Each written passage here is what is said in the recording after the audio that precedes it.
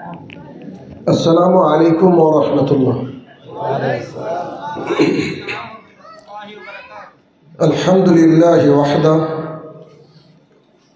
والصلاة والسلام على من لا نبي بعد. أما بعد فإن خير الحديث كتاب الله وخير الهدي هدي محمد صلى الله عليه وسلم وشر الأمور محدثاتها وكل محدثة بدعة وكل بدعة ضلالة وكل ضلالة في النار.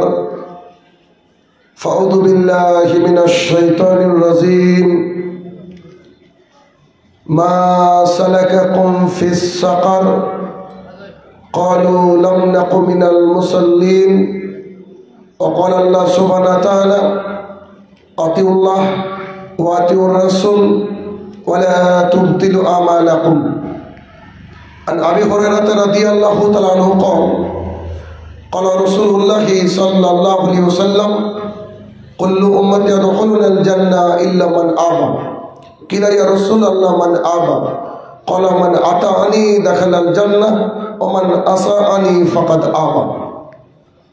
عن عائشة رضي الله تعالى عنها قالت قال رسول الله صلى الله عليه وسلم من عمل عملا ليس عليه أمرنا فهو رد. সম্মানিত উপস্থিতি, সর্বপ্রথম আল্লাহ সুবহানাহু ওয়া তাআলার বারগাহে শুকরিয়া জ্ঞাপন করব যে আল্লাহ তাআলা দিনের জন্য, দিনকে জেনে তা মানার জন্য অত্র এলাকা থেকে আপনাদেরকে এখানে এসে বসার এবং দিন জানার জন্য আল্লাহ তাআলা আপনাদেরকে অ্যাপয়েন্টমেন্ট দিয়ে এই পর্যন্ত নিয়ে এসেছেন। যিনি বিচার দিবসের একচ্ছত্র অধিপতি, বিশ্ব নিয়ন্তা, সে রব্বুল ইজ্জাতের বারগাহে শুকরিয়া জ্ঞাপনার্থে আমরা বলি আলহামদুলিল্লাহ। অতঃপর সমগ্র মানব জাতির শিক্ষক, সমগ্র মানব জাতির পথ প্রদর্শক মুহাম্মদুর রাসূলুল্লাহ সাল্লাল্লাহু আলাইহি সাল্লামের উপর শতকোটি সালাত ও সালাম বর্ষিত হোক। আমরা বলি আল্লাহুম্মা আমিন। কালীহাতি টাঙ্গাইল অন্তর্গত ঘোনাবাড়ি আহলে হাদিস জামে মসজিদ। অত্র মাহফিলের আজকে আমার সংক্ষিপ্ত বক্তৃতার বিষয় রবের নির্দেশ সমূহ। উক্ত বিষয়ে মহান রব্বুল ইজ্জত আল্লাহ সুবহানাহু ওয়া তাআলার কিছু নির্দেশ নিয়ে আলোচনা করার চেষ্টা করব ইনশাআল্লাহুল আজিজ। আমরা সবাই এখানে উপস্থিত হয়েছি মূলত দুটো উদ্দেশ্য নিয়ে। এক, যেহেতু এটা মসজিদের উন্নতিকল্পে জলসা, কিছু দান করবেন আল্লাহ তাআলার ঘরে। দুই, দ্বীন ইসলামকে শুনে জীবনের চলার পথকে পরিশুদ্ধ করা, পরিবর্তন করা। এই দুটো উদ্দেশ্য বাদ দিয়ে কি তৃতীয় কোনো উদ্দেশ্য আছে আপনাদের? নিশ্চিত নাই? আচ্ছা, আমি যে কথা বলবো কোরআন এবং সুন্নাহ থেকে, মহান রব্বুল ইজ্জত আল্লাহ সুবহানাহু ওয়া তাআলা যিনি আমাদেরকে এই পৃথিবীর বুকে পাঠানোর পর একটা সুন্দর গাইডলাইন পাঠিয়েছেন, সেই গাইডলাইনের অনেক নির্দেশনা তার তরফ থেকে এসেছে। তার মধ্যে কিছু নির্দেশনা আজকে আমরা আলোচনা করব। আলোচনার পূর্বে খুবই গুরুত্বপূর্ণ একটা বিষয় নিয়ে কথা বলবো, সেটাও আলোচনারই অংশ। আমি জানি যারা এখানে উপস্থিত রয়েছেন অনেকের খারাপ লাগবে কথাটা, কিন্তু একজন ডাক্তার যদি রোগীকে অপারেশন করার জন্য ভয় করে তাহলে সেই রোগী সুস্থ হবে না, ঠিক তো? তা আপনারা যদি এমন কোনো রোগী হন যে রোগের জন্য অপারেশন দরকার, এখন অপারেশন করতে গেলে পেটটাকে চিরতে হবে, একটা সময় আপনাকে অজ্ঞান করে রাখতে হবে, পেটের ভেতরের যে বস্তু বের করে দিলে আপনি সুস্থ থাকবেন তা বের করতে হবে, তারপর আবার সেলাই করতে হবে। 3 মাস যাবত আপনি হাঁটবেন, কষ্ট করবেন, সব কাজে আপনার কষ্ট হবে, কিন্তু 3 মাস পর আপনি পুরোপুরি সুস্থ হবেন। তো এখন যদি ডাক্তার ভয় করে তাহলে তো রোগীর বাঁচার চান্সই কম। আজকের মাহফিলের দুটো উদ্দেশ্য আবার একটু বলি। 1, আল্লাহর ঘর মসজিদে কিছু দান করবেন। 2, কোরআন এবং সুন্নাহ শুনবেন। তৃতীয় কোনো উদ্দেশ্য নাই। কনফার্ম? আচ্ছা, আল্লাহ সুবহানাহু ওয়া তাআলা আমাদেরকে যে দিন পাঠিয়েছেন, এই কোরআনুল কারীম, এই কোরআনুল কারীম আল্লাহ সুবহানাহু ওয়া তাআলা নাজিল করেছেন প্রায় 23 বছর যাবত। আল্লাহ তাআলা চাইলে 1 মিনিটে নাজিল করতে পারতেন, কিংবা কম সময় কিংবা বেশি সময়। এই কোরআনুল কারীম মুহাম্মদ রাসূলুল্লাহ সাল্লাল্লাহু আলাইহি সাল্লাম পুঙ্খানুপুঙ্খ আমল করে জাতির সামনে পেশ করেছেন। জাতির সামনে পেশ করতে লেগে গেছে বহুত বছর।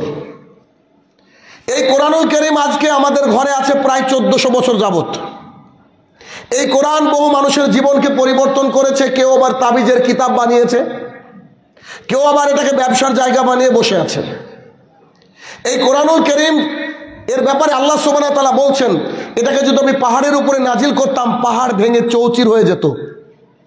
কিন্তু আমরা বাংলাদেশের মানুষ, আমাদের অন্তরে দাগ কাটে নাই। কোরআনুল কারীম আমাদের সেই ঘরে থাকে যে ঘরে টিভি চলে। কি আপনার ভাষা আমার ভাষা তো সেম, কথা যে বুঝবেন না এ তো চলবে না, কথা তো বুঝেন আপনি। আচ্ছা, আল্লাহ সুবহানাহু ওয়া তাআলা এই কোরআনুল কারীমের সূরা আরাফ সূরা নম্বর 7 আয়াত নম্বর 204 আল্লাহ সুবহানাহু ওয়া তাআলা বলছেন, কি বলছেন বলেন তো? অনেকের মুখস্থ আছে। ওয়াইজা কুরিয়াল কোরআনু, বলেন। এই যে আমার আছেন সম্মানিত আমাদের মাস্টারমশাই বলেন, প্রিন্সিপাল বলেন, প্রফেসর বলেন, সব কিছু ওনার সাথে আমার খুব ভালো সম্পর্ক। আপনার এই অংশের অর্থ হচ্ছে, যখন তোমাদের সামনে কোরআন পঠিত হয়, কেউ তেলাওয়াত করে, তখন তোমরা চুপ থাকো এবং মনোযোগ সহকারে শোনো। 7 নম্বর সূরার 204 নম্বর আয়াত আল্লাহ সুবহানাহু ওয়া তাআলা বলছেন, যখন তোমাদের সামনে কোরআন পঠিত হয়, কোরআন কেউ তেলাওয়াত করে, তখন তোমাদের দুটো দায়িত্ব, দুটো ডিউটি। 1, তোমরা চুপ থাকবে। 2, তোমরা মনোযোগ সহকারে শুনবে, শ্রবণ করবে। এটা হচ্ছে আল্লাহ তাআলা বলেছেন। আল্লাহ সুবহানাহু ওয়া তাআলা সূরা হামিম সাজদা, সূরা হামিম সাজদার 26 নম্বর আয়াতে বলছেন যে কাফেররা বলতো যে যখন কোরআনকে কেউ তেলাওয়াত করবে, তখন তোমরা কেউ কোরআন শুনবা না, বরং হট্টগোল চিৎকার চেঁচামেচি করবা, তাহলে তোমরা সফল কাম হতে পারবা। কারা বলতো এই কথা? কাফের, বেদিন, বেঈমান। তাফসিরে আহসানুল বায়ান থেকে এই সূরা আরাফের 204 নম্বর আয়াতের ব্যাখ্যা করতে গিয়ে হামিম সেজদার 26 নম্বর আয়াত এনে লেখক বোঝাতে চেয়েছেন, যখন কাফেররা রাসূলুল্লাহ সাল্লাল্লাহু আলাইহি ওয়াসাল্লামের কোরআন তেলাওয়াত শুনে তারা বুঝতে পারলো যে এই আয়াত যদি ঘরে ঘরে পৌঁছে যায়, সবাই বাপদাদার ধর্ম ত্যাগ করে এই আব্দুল্লাহর বেটার ধর্মকে গ্রহণ করবে। তাই ও যখন কোরআন তেলাওয়াত করবে, যেহেতু সবার ভাষা কি আরবি, ও যখন কোরআন তেলাওয়াত করবে, তখন তোমাদের দায়িত্ব কি? তোমরা জোরে জোরে চিৎকার করবে, এই কোরআনের আয়াত যেন মক্কাবাসী না শুনতে পাই। আল্লাহ সুবহানাহু ওয়া তাআলার কাছে বিষয়টা খারাপ লাগলো, স্বাভাবিক। আল্লাহ সুবহানাহু ওয়া তাআলা তাই সূরা আরাফের, মাক্কি সূরা আরাফের এই 204 নম্বর আয়াতে আল্লাহ তাআলা লিখে দিলেন, আল্লাহ তাআলা বলে দিলেন, মুহাম্মদ সাল্লাল্লাহু আলাইহি ওয়াসাল্লাম তুমি মানুষকে বলে দাও, আমার কোরআন যদি আমার জমিনে, আল্লাহ তাআলার জমিনে এই কোরআন যখন কোথাও পঠিত হবে, তখন you have to be silence, তোমাকে নীরব থাকতে হবে and listen with a rapt attention, মনোযোগ সহকারে শুনতে হবে। কোরআন পঠিত হলে কারা চিৎকার করত? একটু বলেন তো। কোরআন পঠিত হলে, কোরআন তেলাওয়াত হলে কারা চিৎকার করত? এই এলাকায় আপাতত ঘোনাবাড়িতে কি কোনো কাফের আছে? আমি জানতে চাইছি আর কি, কোনো কাফের আছে কি? আচ্ছা, কাফের নাই। আজকে আমাদের প্রফেসর সাহেব যখন এখানে আসলেন, আসার পর এই মাহফিলটা শুরু করার সময় মাশাআল্লাহ সুবহানাল্লাহ একজন ব্যক্তিকে দিয়ে প্রথমে কোরআনুল কারীম তেলাওয়াত করে নিলেন। অসাধারণ তেলাওয়াত ছিল, তিনি তেলাওয়াত করেছিলেন, প্রাণ জোড়ানো তেলাওয়াত। যখন তিনি একজন বক্তাকে ডাকলেন, তিনি শুরুতে সালাম দেওয়ার পরে কোরআনুল কারীমের একটা আয়াত পড়েছিল, পড়েনি? তারপরের বক্তাকে যখন ডাকলেন, তিনিও কোরআনুল কারীম থেকে একটা আয়াত, দুটো আয়াত পাঠ করেছিলেন। আমি শাহিনুর রহমান আপনাদের সামনে ভাঙা টুটা মাখরাজে আমিও দুটো আয়াত তেলাওয়াত করলাম। শুরু হয়েছে কোরআন তেলাওয়াত দিয়ে, শেষের দিকেও কোরআন তেলাওয়াত দিয়ে শেষ হতে যাবে। এখন আমরা এখানে কোরআনুল কারীম যখন তেলাওয়াত হচ্ছে, তখন এই টাঙ্গাইলের ঘোনাবাড়ির মানুষ, তাদের তো আজকে মাহফিল না, ওদের আজকে ঈদের দিন। তারা করলো কি, পাশে একটা দোকানপাট বসানোর জন্য মেলার আয়োজন করলো। আল্লাহ রাসূল সাল্লাল্লাহু আলাইহি ওয়াসাল্লামের জামানায় কাফেররা কোরআন হাদিস শুনতো না বিধায় চিৎকার চেঁচামেচি করতো, আর ঘোনাবাড়ির মানুষ মাহফিলের আয়োজন করার পরেও এখান থেকে কোরআনুল কারীম তেলাওয়াত হচ্ছে, আর ওইদিকে দোকানপাট বাজার বসিয়ে তারাও আজকে কোরআনের অপমান করছে। আপনি ঠিক বললেও ঠিক, না বললেও ঠিক, কারণ সাক্ষী আপনার ওই যে ওই ছেলেটা যখন কোরআনুল কারীম তেলাওয়াত করছে, উনি গিয়ে বলছে, শেখ একটা প্রশ্ন আছে। আমি বললাম দাঁড়ান, এখন কোরআন তেলাওয়াত চলছে, কোনো কিছু চলবে না। কেন? আল্লাহ তাআলা এই কোরআনুল কারীমের মধ্যে বলে দিয়েছেন যে যখন কোরআন তেলাওয়াত হবে তখন তোমাকে চুপ থাকতে হবে, এটা কোরআনের আদব, এটা কোরআনের সম্মান। সেই সাথে সাথে মনোযোগ সহকারে শুনতে হবে। জনাব টাঙ্গাইলবাসী, আপনাদেরকে বলে দিতে চাই, আপনি শাহিনুর রহমানকে ডাকেন না ডাকেন এটা আমি পরোয়া করি না। আগেও শুনেছেন আমাকে, আমি স্টেজে কে আছে দেখি না, সামনে কে আছে দেখি না, কে কোথায় থাকলো দেখি না। আল্লাহ তাআলার জমিনে আল্লাহ তাআলার কথা বলবো, আমিও ভয় পাই না। আপনাকে এখানে বলছি, আমি বলছি ইয়া আইয়ুহাল্লাযীনা আমানু। আপনার ছেলেটা গিয়ে বলছে, চাচা জিলাপি ক টাকা কিলো? কিলো তো বলেন না, কেজি বলেন বোধহয় আপনারা। চাচা জিলাপি ক টাকা কেজি? কেন? ওর বাপ কি কাফের? ওর বাপের নাম কি চণ্ডীদাস? ও দেখতে পাচ্ছে না এখান থেকে কোরআন তেলাওয়াত হচ্ছে, ও কেন ওখানে বাজারে গিয়ে ও আড্ডা মারছে? যেখানে কোরআনুল কারীমের মাহফিল হবে ওইখানে প্রত্যেকটা মানুষকে নীরব থাকতে হবে। কেন? এখান থেকে কথা বক্তা নিজের মন গড়া বলে না, কারণ আহলুল হাদিসের প্রোগ্রাম মানে সব কথার জিম্মেদারি বক্তার। অতএব হয় আল্লাহর কথা বলতে হবে, আর নাহলে আল্লাহ রসুলের কথা বলতে হবে সাল্লাল্লাহু আলাইহি ওয়াসাল্লাম। আর এখানে যারা এই আয়োজন করতে গিয়ে মেলা বসাতে সাহায্য করেছে, তারা এক নম্বরের হিজড়া ছাড়া আর কিছু না। কষ্ট লাগছে আমার কথা শুনে? হ্যাঁ, আপনি আল্লাহ তাআলার কোরআনকে সরাসরি অপমান করছেন। একটা দিন কি ব্যবসা বন্ধ করা যায় না? যে লোকটা আজকে বাদাম বিক্রি করছে, যে লোকটা আজকে খেলনা বিক্রি করছে, যে লোকটা আজকে আপনার চটপটি বিক্রি করছে, যে লোকটা আজকে ঘুগনি বিক্রি করছে, নানান কিছু নিয়ে বসেছে, ও যদি এখন কবরে যায়, ওকে যদি বলা হয় মা হাজার রজুলাল্লাহ জিবাইসাফিকুম, তোমাদের মধ্যে একজন ব্যক্তিকে পাঠানো হয়েছিল, তুমি ওর সম্পর্কে কি জানো? ও বলবে যে আই ওয়াজ সেলিং নাটস, আমি তো বাদাম বিক্রি করছিলাম। এ কথা বলবে? এটা দায়িত্ব। দেশের সরকার বলে যখন জাতীয় সঙ্গীত তোমাদের সামনে কেউ পড়বে, তোমরা হাঁটবে না, তোমরা দাঁড়িয়ে যাবা। এটা হচ্ছে জাতীয় সঙ্গীতের সম্মান। গোটা পৃথিবীর সবচেয়ে বড় জাতীয় সঙ্গীত আপনার সামনে তেলাওয়াত করা হচ্ছে, আর ওই সময় আপনি গিয়ে ওইখানে আপনার ছেলে মেয়ে আড্ডা দিচ্ছে। আরে এটা তো হচ্ছে আব্দুল্লাহ ইবনে মাসউদ রাদিয়াল্লাহু তাআলা আনহু বলেন, রাসূলুল্লাহ সাল্লাল্লাহু আলাইহি ওয়াসাল্লাম বলেছেন, চোখের যেন চোখ দিয়ে দেখা, অন্তরের যেন অন্তর দিয়ে কল্পনা করা, হাতের যেন হাত দিয়ে ধরা, কানের যেন কান দিয়ে শোনা, পায়ের যেন ওইদিকে ধাবিত হওয়া। জি, এখন যে একটা মেয়ে রাস্তা দিয়ে হেঁটে যাচ্ছে আর একটা ছেলে হেঁটে যাচ্ছে, দুজনেই ইয়াং, বলেন তো একে অপরের সাথে দেখলে কি তাদের অন্তরে কল্পনা আসবে না? যদি মনে করেন যে আসবে না, তাহলে যৌনরোগ বিশেষজ্ঞকে দেখাতে হবে। এটা ফিতরাত, এটা বৈশিষ্ট্য। একটা মেয়েকে দেখলে একটা ছেলের শরীরের ভেতরের মধ্যে কিছু একটা করবে, এটা স্বাভাবিক, এটা ফিতরাত, এটা একটা বৈশিষ্ট্য। তবে আজকে ওই ছেলে আর মেয়ে ওদিকে জেনা চলছে, আপনি যান, এখন যান, বলেন আমি মিথ্যা কথা বলছি? বসেনি বাজার? কই ভালো জিনিস তো এত তাড়াতাড়ি মানুষ গ্রহণ করে না। ইন্ডিয়াতে দিন রাত মাহফিল করতে গিয়ে সব জায়গায় বলছি যে যারা মাহফিলে এরকম আয়োজন করবেন আমাকে ডাকেন না, এসব আমি এগুলো পছন্দ করি না। কারণ কোরআন এবং সুন্নাহ যেখানে আলোচনা হবে সেখানে আর অন্য কিছু চলবে না, শুধু কোরআন আর সুন্নাহ চলবে। আগামী দিন যদি মাহফিল করেন, যদি বাপের বেটা হন, যদি মনে করেন যে আপনারা মুসলমান, যদি মনে করেন আপনারা আহলুল হাদিস, তাহলে এই মার্কেটকে বর্জন করতে হবে। আপনি তো ওই মুসলমান না যে মুসলমান টানা 14 ঘন্টা না খেয়ে সিয়াম পালন করে 30টা দিন পর আরে কি খুশি নিয়ে ঈদ পালন করেন। 29-30টা দিন না খেয়েছিলেন, একটু কষ্ট হয় না? বরং সারাদিন না খেয়ে যখন ইফতার করতে বসেন আপনার মুখের মধ্যে কত সুন্দর হাসি। আমরা রবের আমাদের নিয়ামতের শুকরিয়া আদায় করছি। আমরা আমাদের রবের একটা নিয়ম যে কোরআন এবং সুন্নাহ মোতাবেক আমাদেরকে যে সিয়াম পালন করতে বলেছেন আল্লাহ সুবহানাহু ওয়া তাআলা, সেই সিয়াম পালন করছি। খুব খুশি খুশি আমরা সিয়াম পালন করি। ওই মুসলমানের বাচ্চার 3 ঘন্টা জালসা শুনতে কি জিলাপি খাওয়া লাগবে? কি কথা বলেন?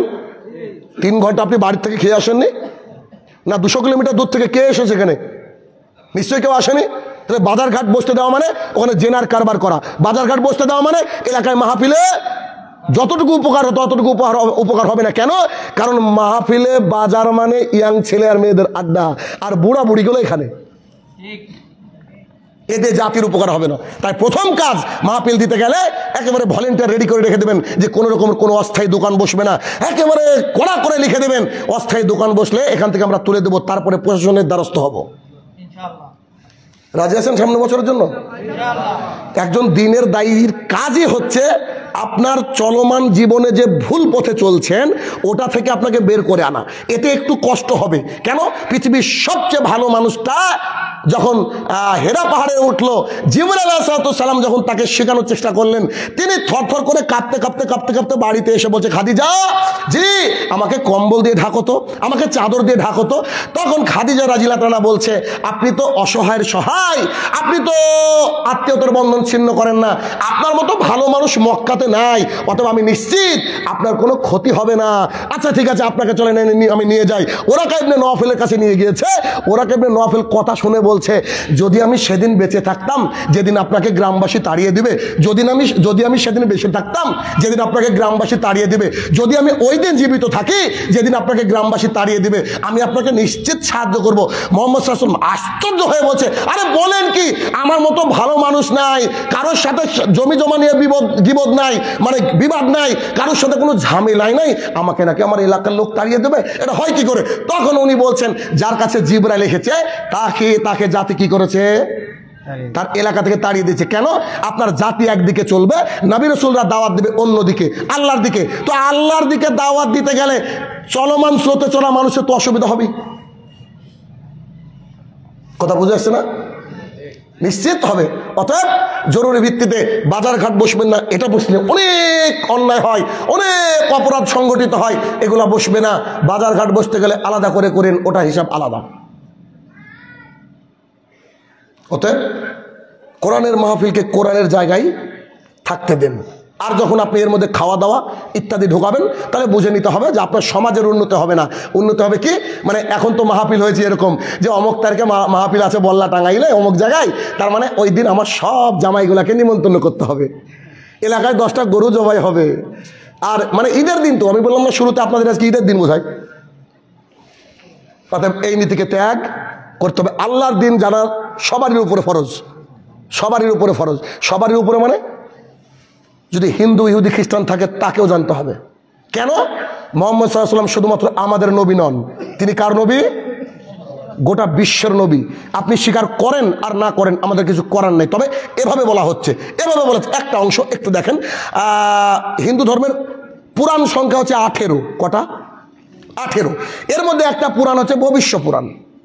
ভবিষ্য পুরাণ পর্ব 3, অধ্যায় 3, খণ্ড 3, 5 এবং 6 নম্বর মন্ত্রতে বলা হচ্ছে এভাবে, মুহাম্মাদি তিখাত শিষ্য শাখা সমন্বিত নিপশ্চাব মহাদেবা মরুস্থল নিবাসী নম।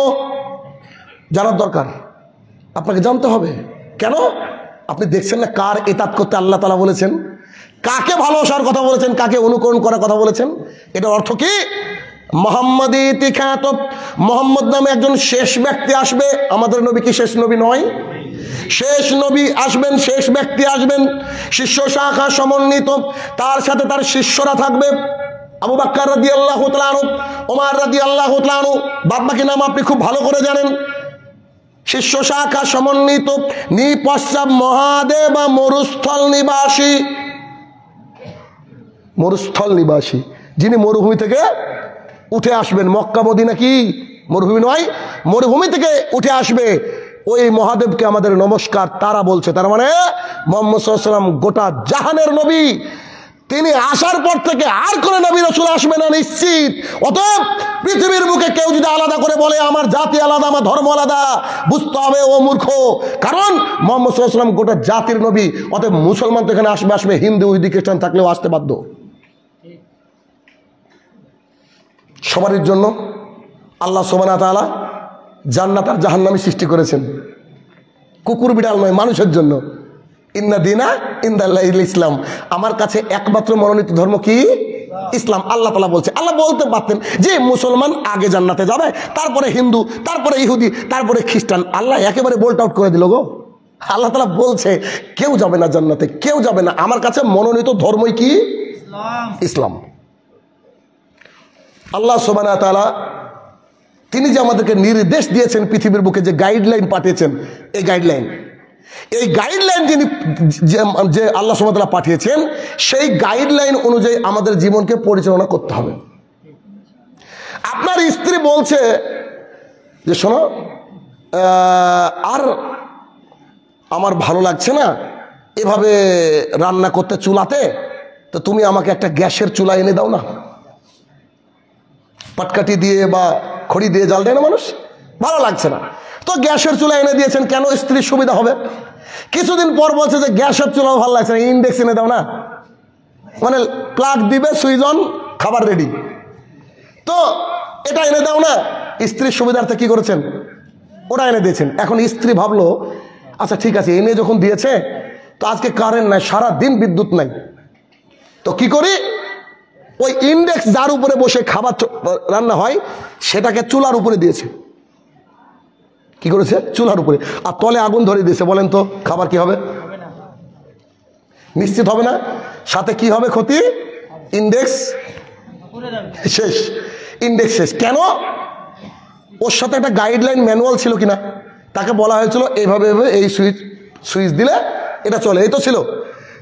তো ও ভুল পথে পরিচালনা করেছে, বিদায় নষ্ট হয়ে গেল। আল্লাহ তাআলা আমাদেরকে পাঠিয়েছেন, তার জন্য আমাদের জন্য গাইডলাইন আছে কোরআনুল কারীম এবং হাদিস, সহিহ হাদিস।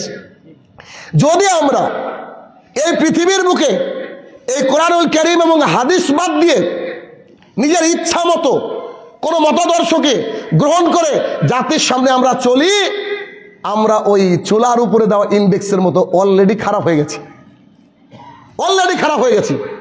তাহলে কি করতে হবে? আমাদেরকে গাইডলাইন নিতে হবে। আর গাইডলাইন নেওয়ার সবচেয়ে ভালো জায়গা আমি মনে করি জুমার খুতবা, এরপর হচ্ছে সাপ্তাহিক বা মাসিক দাস, তারপরে এটা হচ্ছে লাস্ট শেষ, যে যারা কোনো জায়গায় যায় না তারা ওই মাহফিলে আসে, এজন্য আয়োজন করতে পারেন। তবে জুমার খুতবায় যত উপকার হয় মাহফিলে অত উপকার হয় না। এখন কি করবেন ব্যাপার আপনাদের, বুঝবেন আপনারা। আমাদেরকে উপকার নিতে হবে, বেনিফিট নিতে হবে। তো আল্লাহ সুবহানাহু ওয়া তাআলা কি কি গাইডলাইন দিয়েছেন আমাদের জানা দরকার আছে না নাই? আছে। আচ্ছা, আল্লাহ সুবহানাহু ওয়া তাআলার প্রথম গাইডলাইন হচ্ছে, আল্লাহ সুবহানাহু ওয়া তাআলা বলছে যে তোমরা এক আল্লাহর প্রতি ঈমান আনো, এক আল্লাহর প্রতি ঈমান আনো। এই পৃথিবীর কোনো মানুষ যদি মনে করে যে আল্লাহ ছাড়া দ্বিতীয় কোনো মাবুদ আছে, তো সেই ব্যক্তি আর অন্ততপক্ষে মুসলমান নয়। ঠিক আছে না? আর মুসলমান নয়। তো আল্লাহ তাআলার তাওহীদ, এই তাওহীদটা আপনার ভেতরে একেবারে স্ট্রং করে নিতে হবে। আল্লাহ তাআলার তাওহীদের তিনটে অংশ আছে, আমি ভেঙে বলবো না, শর্টকাটে আপনাকে বলতে চাইবো। সেই তাওহীদের তিনটে অংশের মধ্যে এভাবে বলতে পারি যে একমাত্র সব কিছুর সৃষ্টিকর্তা, সব কিছুর নিয়ন্তা হচ্ছে আল্লাহ তাআলা। ঠিক তো? সমস্ত ইবাদত হবে আল্লাহ তাআলার। তাহলে সব কিছুর সৃষ্টিকর্তা আল্লাহ তাআলা, সব কিছুর নিয়ন্তা আল্লাহ তাআলা, সব কিছুর ইবাদত, যা যাবতীয় ইবাদত করবো তা আল্লাহ তাআলার জন্য। যদি পৃথিবীর বুকে এই বাক্যটা মানুষ মেনে নিত, তাহলে শাহজালাল সিলেটি মারা যেত ঠিক আছে, কিন্তু মাজার থাকতো না। কথা মনে বুঝাতে পারছি টাঙ্গাইলবাসীকে? কেন মারা যেত? তো সবাই মারা যাবে, কিন্তু মাজার থাকতো না। কেন থাকতো না? দেখেন, ওই যে মাগরিবের সালাত আদায় করতে গেলেন আজকে, গিয়ে বলছেন ইয়াকা নাবুদু ওয়া ইয়াকা নাস্তাইন, বলেছেন কি বলেননি? এর মানে কি? হে আল্লাহ, আমি তোমার ইবাদত করি এবং শুধুমাত্র তোমার কাছে চাই। এই বাক্যটা কেউ যদি মেনে নিত, পৃথিবীর বুকে মাজার থাকতো কি? থাকতো না। কেন? আল্লাহর ইবাদত করি আর আল্লাহর কাছেই চাই, তো আল্লাহর কাছে চাইলে তো মাজারের আর দরকার নাই। শুধু শাহজালাল সিলেটি কেন, ফুরফুরা, সরসিনা, যত রকমের আছে 8 রশি, এ টু জেড, একটা মাজারও দুনিয়ার বুকে টিকতো না। আসলে মানুষ তাওহীদই বুঝতে পারেনি। তাওহীদ বুঝতে পারেনি বিদায় যে লোকটা মরে গিয়েছে তার কাছে গিয়ে বলছে, বাবা সন্তান দাও, আমার সন্তান হয় না। নাম দিয়েছে দাতা বাবা, নাম দিয়েছে ল্যাংটা বাবা। আশ্চর্য দুনিয়া। আনাস রাদিয়াল্লাহু তাআলা আনহু বলেন,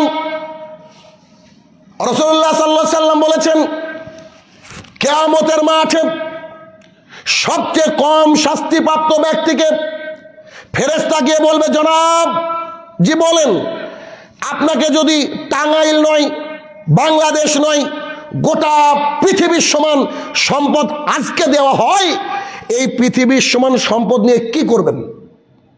হাদিসটা এখানে দাঁড় করিয়ে রেখে ছোট্ট একটা কথা, এই ব্যক্তিকে জাহান্নামের সর্বনিম্ন শাস্তি দেওয়া হচ্ছে। তো জাহান্নামের সর্বনিম্ন শাস্তি কি? একজন ব্যক্তিকে একটা স্যান্ডেল দেওয়া হবে, জুতা দেওয়া হবে, স্যান্ডেলের ফিতাটা থাকবে আগুনের। যখনই স্যান্ডেলটা পরবে, আপনার মা হাঁড়িতে ভাত রান্না করতে গেলে দেখেন না, আপনার মা একটু জালটা জোরে দিয়েছে, আপনাকে বলছে বাবা একটু দেখিস, বাবা একটু দেখিস, তো জালটা একটু জোরে হয়ে গেছে আর টকবক টকবক করে ফুটচার বাইরে পড়ছে, ফুটচার বাইরে পড়ছে। এই দৃশ্য দেখেননি আপনি? ঠিক তেমন করে রাসূল সাল্লাল্লাহু আলাইহি ওয়াসাল্লাম বলছেন, জাহান্নামের সর্বনিম্ন শাস্তি হচ্ছে কি? একজোড়া স্যান্ডেল পরিয়ে দেওয়া হবে, যার ফিতা থাকবে জাহান্নামের আগুনের, পায়ে দেওয়া মাত্রই মগজ টকবক টকবক টকবক করে গলে পড়তে থাকবে। আস্তাগফিরুল্লাহ। কত কঠিন! এটা জাহান্নামের সর্বনিম্ন শাস্তি। পয়েন্ট টু বি নোটেড, জাহান্নামের সর্বনিম্ন শাস্তি। তো সর্ববৃহৎ শাস্তি কি? দরকার নাই জানার, এখন এটুকু বুঝেন। তো সর্বনিম্ন শাস্তি, এখন সর্বনিম্ন শাস্তি এ হচ্ছে, তখন সেই ব্যক্তিকে বলা হচ্ছে, জনাব, গোটা পৃথিবীর সমান সম্পদ যদি আপনাকে দেওয়া হতো, তো আপনি কি করতেন? তো তিনি বলছেন, ওয়াল্লাহি, আল্লাহর কসম করে বলছি, ওয়াল্লাহি, আল্লাহর কসম করে বলছি, সব সম্পদ দান করে দিয়ে হলেও জাহান্নামের আগুন থেকে বাঁচতাম। বলেন তো, এই ব্যক্তিকে সবচেয়ে কম শাস্তি নাকি বেশি দেওয়া হচ্ছে? সবচেয়ে কম। সবচেয়ে কম শাস্তিপ্রাপ্ত ব্যক্তিকে বলা হচ্ছে, সে বলছে, আমার কাছে গোটা পৃথিবীর সমান সম্পদ থাকলে আমি কি করতাম? সব দান করে আমি জাহান্নামের আগুন থেকে বাঁচতাম। বলেন তো, ঢাকায় খিলক্ষেতে, নীলক্ষেতে 1 কাঠা জমির দাম কত? বলেন না, একটা বলেন না, মোটামুটি বলেন। 30 কোটি টাকা। তো 30 কোটি টাকা যদি এক কাঠা জমির দাম হয়, 1 শতক জমির দাম হয়, বলেন তো গোটা পৃথিবীর দাম কত? এখন ক্যালকুলেটর হিসাব করবে না, এটা ভেঙে যাবে, আপনার চুরমার হয়ে যাবে ক্যালকুলেটর। তাহলে গোটা পৃথিবীর সমান সম্পদ দান করেও কি থেকে বাঁচতে চাইছে? জাহান্নামের সর্বনিম্ন শাস্তি থেকে। তখন ফেরেশতা বলছে, জনাব, আপনাকে এত বড় দায়িত্ব দেওয়া হয়েছিল না, আপনাকে শুধু বলা হয়েছিল আপনি আল্লাহর ইবাদত করেন, তার সাথে শিরক করেন না। শাহজালাল সিলেটির ওদিকে যদি যান, তার জন্য দোয়া করেন, তার কাছ থেকে কিছু চাইয়েন না, এই কথা বলা হয়েছিল। তবে তুমি শিরক করেছো, এখন তোমার থাকার জায়গা জাহান্নাম। আল্লাহর তাওহীদ, আল্লাহর একত্ববাদকে স্বীকার করে নিতে হবে এবং শিরক থেকে দূরে থাকতে হবে। শিরক এমন একটা মহাপাপ, কোন ব্যক্তি যদি শিরক করে মারা যায়, ওর থাকার জায়গা জাহান্নাম, কোন রকমের কোনো হিসাব নিকাশ ছাড়া। সূরা নিসা সূরা নম্বর 4 8 নম্বর 48 এবং 116। যে কোনো মূল্যে গোটা পৃথিবীর যত মানুষ জীবিত আছে, যত মানুষ আসবে, যত মানুষ চলে গিয়েছে সবার মাবুদ হচ্ছে এক, সবার মাবুদ হচ্ছে এক, সবার মাবুদ হচ্ছে এক, দ্বিতীয় কোনো মাবুদের কোনো অপশন নেই। আর আল্লাহর সাথে কাউকে শিরক করা যাবে না। অর্থাৎ সন্তান দিতে পারে দাতা বাবা নয়, সন্তান দিতে পারে একমাত্র আল্লাহ, ভালো বৃষ্টি বর্ষণের মালিক একমাত্র আল্লাহ, কাউকে ক্ষমতা বসিয়েছে একমাত্র আল্লাহ তাআলা, কাউকে ক্ষমতাচ্যুত করেছে একমাত্র আল্লাহ তাআলা, কাউকে এই পৃথিবীর বুকে সুখ দিয়েছে একমাত্র আল্লাহ তাআলা, কাউকে ভিখারি করেছে একমাত্র আল্লাহ তাআলা, কাউকে সুস্থ শরীর দিয়েছে একমাত্র আল্লাহ তাআলা, কাউকে অসুস্থ রেখেছে একমাত্র আল্লাহ তাআলা। কেননা এই দুনিয়াটা যে আমাদের জন্য পরীক্ষাগার। অতএব গোটা পৃথিবীর মানুষকে স্বীকার করে নিতে হবে আশহাদু আল্লা ইলাহা ইল্লাল্লাহ ওয়া আন্না মুহাম্মাদুর রাসূলুল্লাহ, আল্লাহ ছাড়া হক কোনো মাবুদ নেই, মুহাম্মদ সাল্লাল্লাহু আলাইহি ওয়াসাল্লাম তার প্রেরিত বান্দা এবং রাসূল।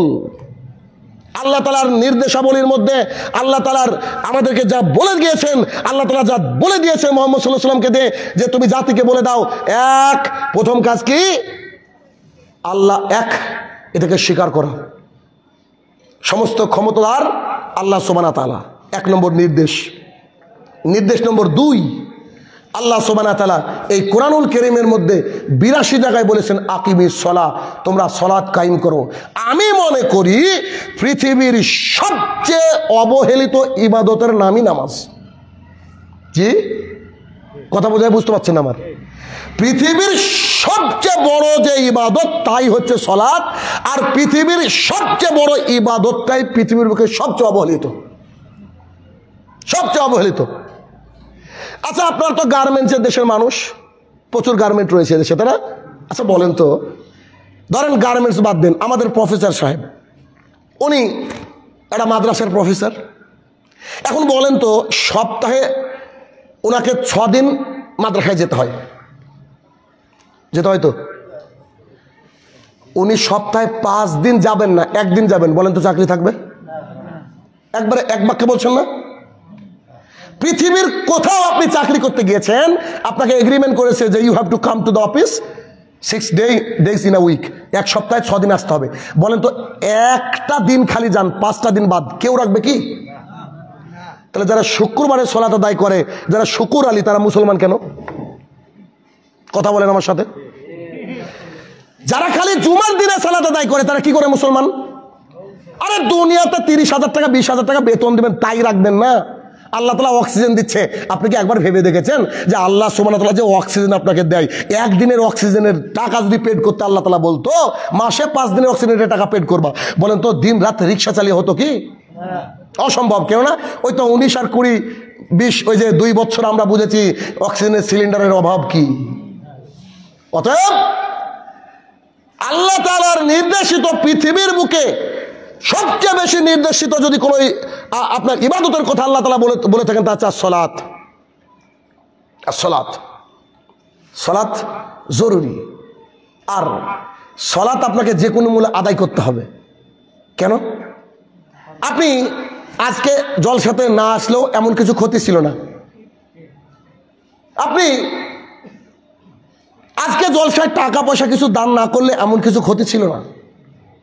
রাস্তায় আস্তে আস্তে দেখছেন একটা পাথর পড়ে আছে, গাছের ডাল পড়ে আছে, সরালেন নেকি, অনেক নেকি, কিন্তু ওই ডালটাকে সরালেন না, তাও কিছু ক্ষতি হতো না। কিন্তু যদি সালাত এইটা যদি আপনার অফ থাকে, তাহলে আপনি মুসলমান নয়। সাহাবায়ে কেরামের ইজমা ঐকমত ছিল, মান তারাকা সালাতান মুতাআম্মিদান ফাকাদ কাফারা, যে ব্যক্তি ইচ্ছে করে নামাজকে ত্যাগ করে এরা কাফের, এরা মুসলমান নয়। তার মানে খালি জুমায় যে ব্যক্তি সালাত আদায় করে এ মুসলমান নয়। একেবারে নগদ আমার সামনে বহু খ্রিস্টান ইহুদি বসে আছে, হিন্দু বসে আছে, এই আপনাদেরকে বলছে, আপনাদেরকে বলছে। কেন? এটা আল্লাহর নিয়ম, কিছু করেন নেই আমার ভাই, এটা সিস্টেম। দেখেন উদাহরণ দিই ভাই, মোবাইলটা দেখি একটু আপনার। তো আপনাকে তো কোরআন এবং হাদিস দিবই, আপনি তো যুক্তি নির্ভর মানুষ না, আপনারা তো খুব যুক্তি বুঝেন বোধহয়। এই যে মোবাইলটা আমার হাতে দেখছেন, এই মোবাইলটার দাম 50,000 টাকা। কত দাম? সবাই এক বাক্যে বলেন, কত দাম? একটা ডিসপ্লে আছে, একটা ক্যামেরা, একটা ব্যাটারি, একটা সিম ঢুকানো জায়গা, একটা চার্জিং পোর্ট, 5টা জিনিস সমন্বয়ে মোবাইল। দাম কত? ইমানদারিতে বলেন তো, মোবাইলটার সব আছে, শুধু এই ফুটোটা নাই, ক টাকা দিয়ে নেবেন? 0, কোনো কাজ নেই। জি, বুঝতে পেরেছে, নিবই না, কোনো কাজ নেই। কেন কোনো কাজ নেই? কারণ ফুটোটাতে যদি চার্জিং ওই পিনটা না ঢুকাই, চার্জ না হলে এটা আমার কাছে ইউজলেস। তো 5টা জিনিসের সমন্বয়ে যদি মোবাইলের দাম 50,000 হয়, আমাদেরকে আল্লাহ তাআলা পাঠিয়েছেন দৈনিক 5 ওয়াক্ত সালাত আদায় করার জন্য। সারা জীবন তাহাজ্জুদ পড়িয়েন না, সারা জীবন মাগরিবের পর 2 রাকাত সালাত আদায় করিয়েন না, সারা জীবন আপনি আপনার ইশরাকে সালাত আদায় করিয়েন না, কিন্তু 17 রাকাত সালাত ফরজ আপনাকে আদায় করতে বাধ্য। আপনি যদি 17 রাকাতের মধ্যে 1 রাকাতকে ইচ্ছা করে ছেড়ে দেন, মানে আপনি 5 রাকাত 5 ওয়াক্ত সালাত, একদিনে 5 ওয়াক্ত সালাত, 5 ওয়াক্ত সালাতের মধ্যে যদি 1 ওয়াক্ত ইচ্ছে করে ছেড়ে দেন, ওই দিন আপনি ওই মুহূর্তে কাফের। ঠিক যেমন করে 50,000 টাকা দিয়ে আমার মোবাইল 1 টাকা দিয়ে নেবেন না একটা ফুটো ছাড়া, ঠিক তেমনি আল্লাহ তাআলার কাছে আপনি মূল্যহীন, আপনার কোনো দাম নাই। কথা কি বোঝাতে পারলাম? এটা হচ্ছে বাস্তব উদাহরণ। এখন এরপরে আসেন আল্লাহ সুবহানাহু ওয়া তাআলা কি বলছেন। আল্লাহ সুবহানাহু ওয়া তাআলা সূরা মুদ্দাসির আয়াত নম্বর 42 এবং 43 বলছেন, মা সালাকাকুম ফিস সাকার। একদল জাহান্নামীকে জিজ্ঞাসা করা হবে, তোমরা জাহান্নামে আসলে কেন? ক্বালু, তারা সেই দিন বলবেন, লাম নাকুম মিনাল মুসাল্লিন, আমরা মুসল্লি ছিলাম না। মুসল্লি মানে কি? মুসল্লি মানে 5 ওয়াক্ত নামাজি, নামাজি নয়। তাহলে তো শুকুর আলীও মুসল্লি হতো গো। শুকুর আলী কি মুসল্লি? শুকুর আলী বুঝেন তো মানে কি? মানে দিনে 7 দিনের দিন যারা শুক্রবারে সালাত আদায় করে, জুমার দিনে, এদের নাম রেখেছি আমি শুকুর আলী। কিছু ঈদু মিয়া আর কিছু রমজান আলী। নিশ্চয় বুঝতে অসুবিধা হচ্ছে না? আচ্ছা, ছেলেটা পরীক্ষা দিবে, ছেলেটা ক্লাস 10-এ উঠলো, ইন্টার বলেন আপনারা, 10-এ উঠেছে। তো বাবা বলছে, বাবা এক জায়গায় হয়ে বলছে, আমার ছেলেটা তো পড়াশোনায় ভালো, তো এবার 6টা টিউশনে দিতে হবে। কেন? জিপিএ গোল্ডেন 5 ইত্যাদি পেতে হবে, টার্গেট ছেলে আমার জেলায় ফার্স্ট হোক, একবারে টাঙ্গাইলে ফার্স্ট হবে, এই টার্গেট নিয়ে ছেলের 5-6জন টিউটর মানে শিক্ষক নিযুক্ত করে দিলেন। আচ্ছা, শিক্ষক নিযুক্ত করে দিলে তাকে টাকা দিতে হয়, তো দিতে হয়। তো একটা শিক্ষকের পেছনে 1000 টাকা করে, বাড়িতে এসে পড়াবে শিক্ষক। তো 6জন শিক্ষককে ডেকে বাবা বলছে, 1000 নয়, আমি প্রত্যেককে 2000 করে টাকা দেবো, আমার ছেলেকে মানুষের মতো মানুষ করতে হবে। আর টাকা তো দিব আমি, গোস্তগুলা আপনার আর ওর হাড় আমার। মানে যদি পড়া না করে দিন রাত ওকে পিটবেন, দিন রাত ও মার খাবে, আমরা কেউ কিছু বলবো না। কলিজার টুকরাকে একজন শিক্ষকের কাছে দেওয়ার সময় সাথে টাকা দিচ্ছে আর বলছে দিন রাত মারবেন। কেন? ওকে পাস করাতে হবে, জিপিএ 5 পেতে হবে, গোল্ডেন প্লাস পেতে হবে। কি বলেন এরকম বাবা? যারা সচেতন গার্জেন তারা কিন্তু এইটা বলে। এবার আপনাকে আমি বলছি, 5 ওয়াক্ত সালাতের জন্য আপনার আমার কি পরিকল্পনা আছে বলেন তো? আছে কি পরিকল্পনা? যেমন করে গোল্ডেন প্লাস পেতে হবে, তেমন কি কোনো পরিকল্পনা আছে? জি, পরিকল্পনা আমি দিব, মানবেন কি বলেন? তবে এ কথা বললে আগামীকালকে ইমামের চাকরি নাও থাকতে পারে, ইমামকে বাপের বেটা নিযুক্ত করতে হবে। যদি বাপের বেটা ইমাম হয়, 100% নামাজি হবে আগামীকাল থেকে, যদি সে অ্যাপ্লাই করতে পারে এই ট্রিক। জাতি সামলে অ্যাপ্লাই করতে হবে, কিছু করার নেই জনাব।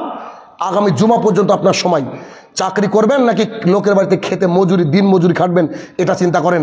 আর যদি না চালাতে পারেন তো ইমামতি ছেড়ে দেন, আল্লাহি আল্লাহর কাছে ফেসে যাবেন। জুমার দিনে ইমাম সাহেব উঠবে মিম্বারে, খুতবা দেওয়ার সময় এক পর্যায়ে উঠে বলবে, ও ঘোড়াবাড়িবাসী শুনুন, আজকে থেকে ডিসিশন দিয়েছি, যার বাড়ির লোক সবাই সালাত আদায় করবে না, সেই ব্যক্তি যদি মারা যায়, সেই ব্যক্তির জানাজা আমি ইমাম করব না, তাকে কুকুরের মতো পুঁতে রাখবো। 2, যার বাড়ি 5 ওয়াক্ত মানুষ সালাত আদায় করবে না, তার যদি ছেলে মেয়ের বিয়ে লাগে, আমি ইমাম সাহেব বিয়ে পড়াতে যাব না। এই দুটো বাক্য বলে দেখুক ইমাম সাহেব, আমি নিশ্চিত বিয়ে পড়াতেও হুজুর লাগবে, আর জানাজাতেও হুজুর লাগবে, দেখবেন পরের দিন থেকে 100% নামাজি। তো কলিজা লাগবে ইমামের। আপনার বেতন খেয়ে যদি খালি এই কাজ করে, ও পারবে না। ও তো রুজির ভয় ভীত, ও তো মনে করে আমার রুজির মালিক সভাপতি, ও আল্লাহ রুজির মালিক মনে করে না। অতএব জাতিকে পরিবর্তন করতে গেলে কি করতে হবে? এই ঘোষণাই দিতে হবে। কেননা সালাত এমন একটা জিনিস, আল্লাহ তাআলা সরাসরি বললেন যে একদল মানুষকে জিজ্ঞাসা করা হবে, মা সালাকাকুম ফিস সাকার, তোমরা সাকার নামক জাহান্নামে আসলে কেন? কেন জাহান্নামে আসকে? তারা বলবে আমরা সালাত আদায় করতাম না তাই। আমরা সালাত আদায় করতাম না তাই। পৃথিবীর বুকে প্রসিদ্ধ যে ইমামগণ রয়েছেন তার মধ্যে 4 জন ইমাম রয়েছেন। 4 জন ইমাম আপনারা সবাই জানেন।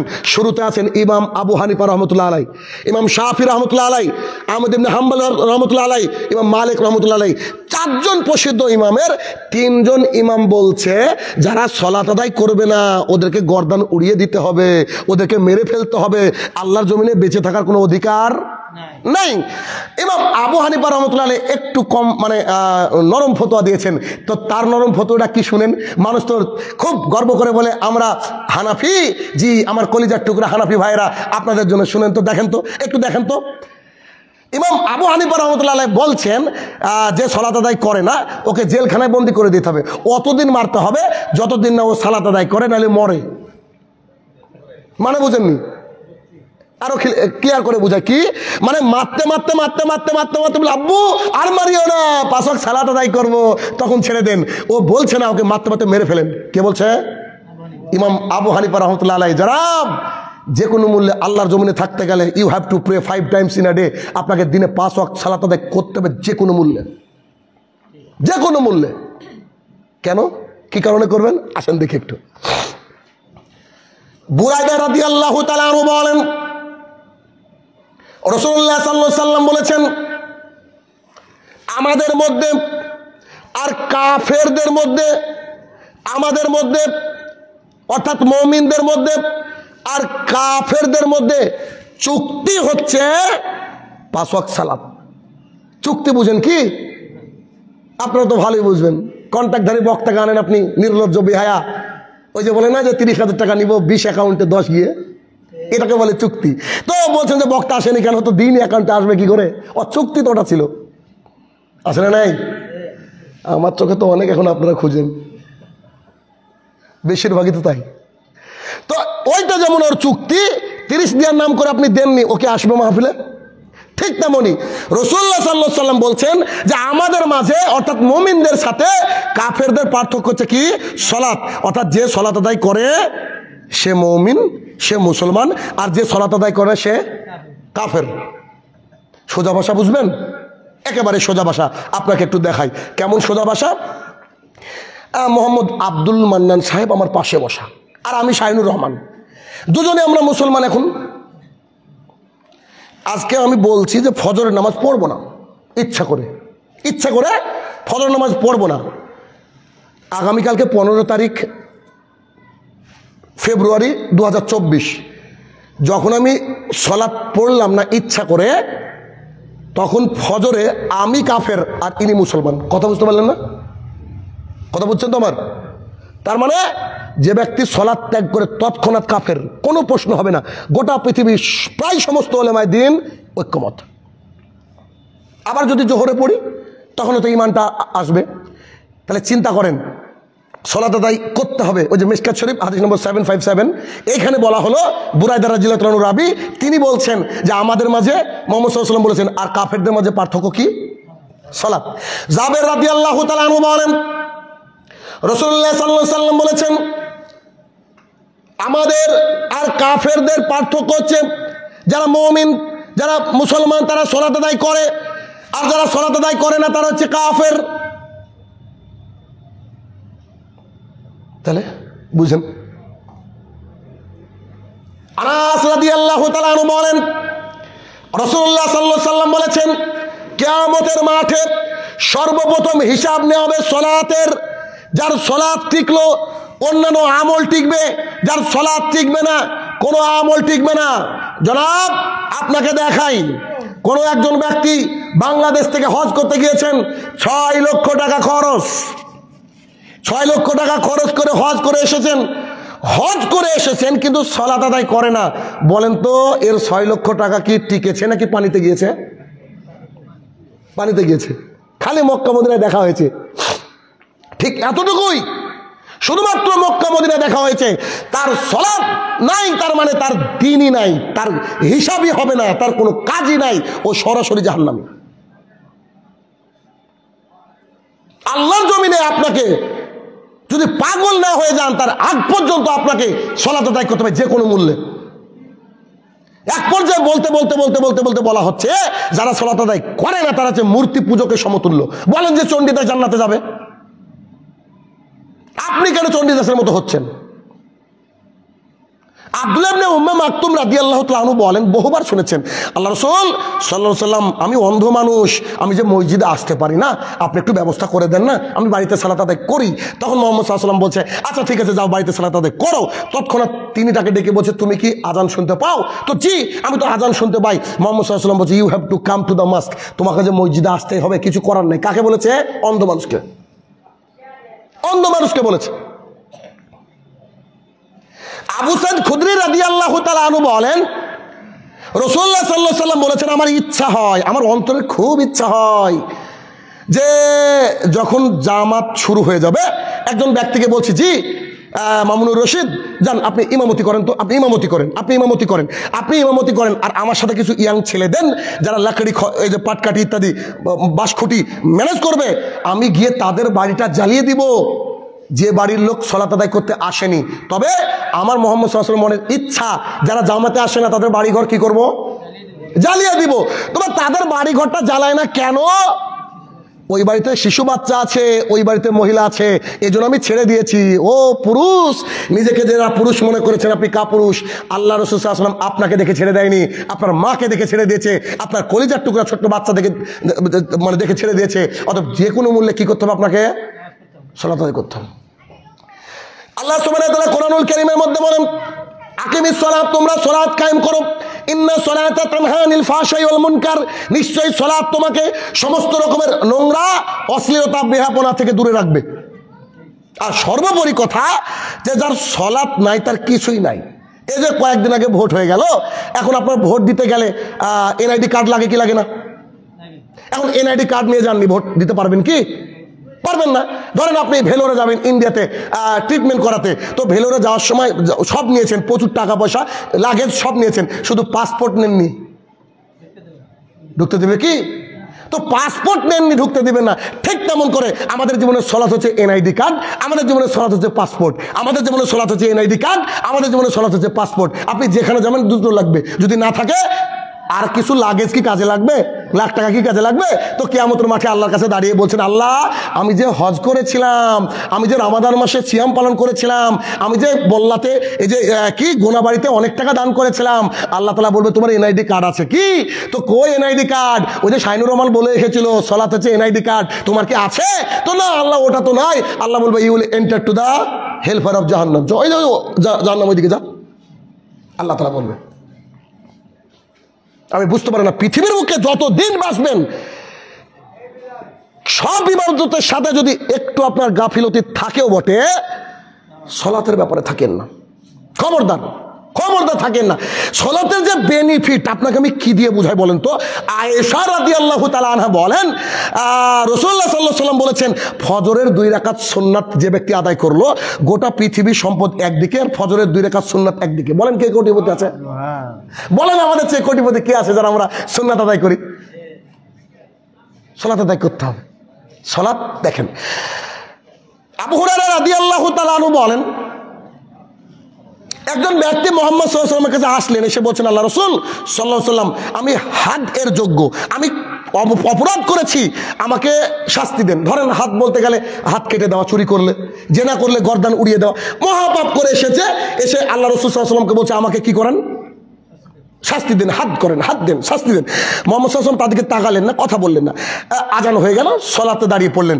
সেই ব্যক্তি দাঁড়িয়ে পড়লো, দাঁড়িয়ে পড়ার পর সালাত শেষ করেছেন, যেই সালাম ফিরেছেন মুহাম্মদ সাল্লাল্লাহু আলাইহি ওয়াসাল্লাম, সেই ব্যক্তি উঠে বলছেন, আল্লাহ রাসূল আমি যে পাপ করেছি, আমি যে হাতযোগ্য অপরাধ করেছি, আমাকে আপনি হাত দেন। তখন মুহাম্মদ সাল্লাল্লাহু আলাইহি ওয়াসাল্লাম বলছেন, তুমি কি আমাদের ক্ষেত্রে সালাত আদায় করেছো? তো জি সালাত তো আদায় করেছি, আচ্ছা ঠিক আছে ঠিক আছে, তাহলে তোমাকে আল্লাহ তাআলা ক্ষমা করে দিয়েছে। সুবহানাল্লাহ বিহামদিহি। হাতযোগ্য অপরাধকে আল্লাহ তাআলা কি করে? ক্ষমা করে দেয়।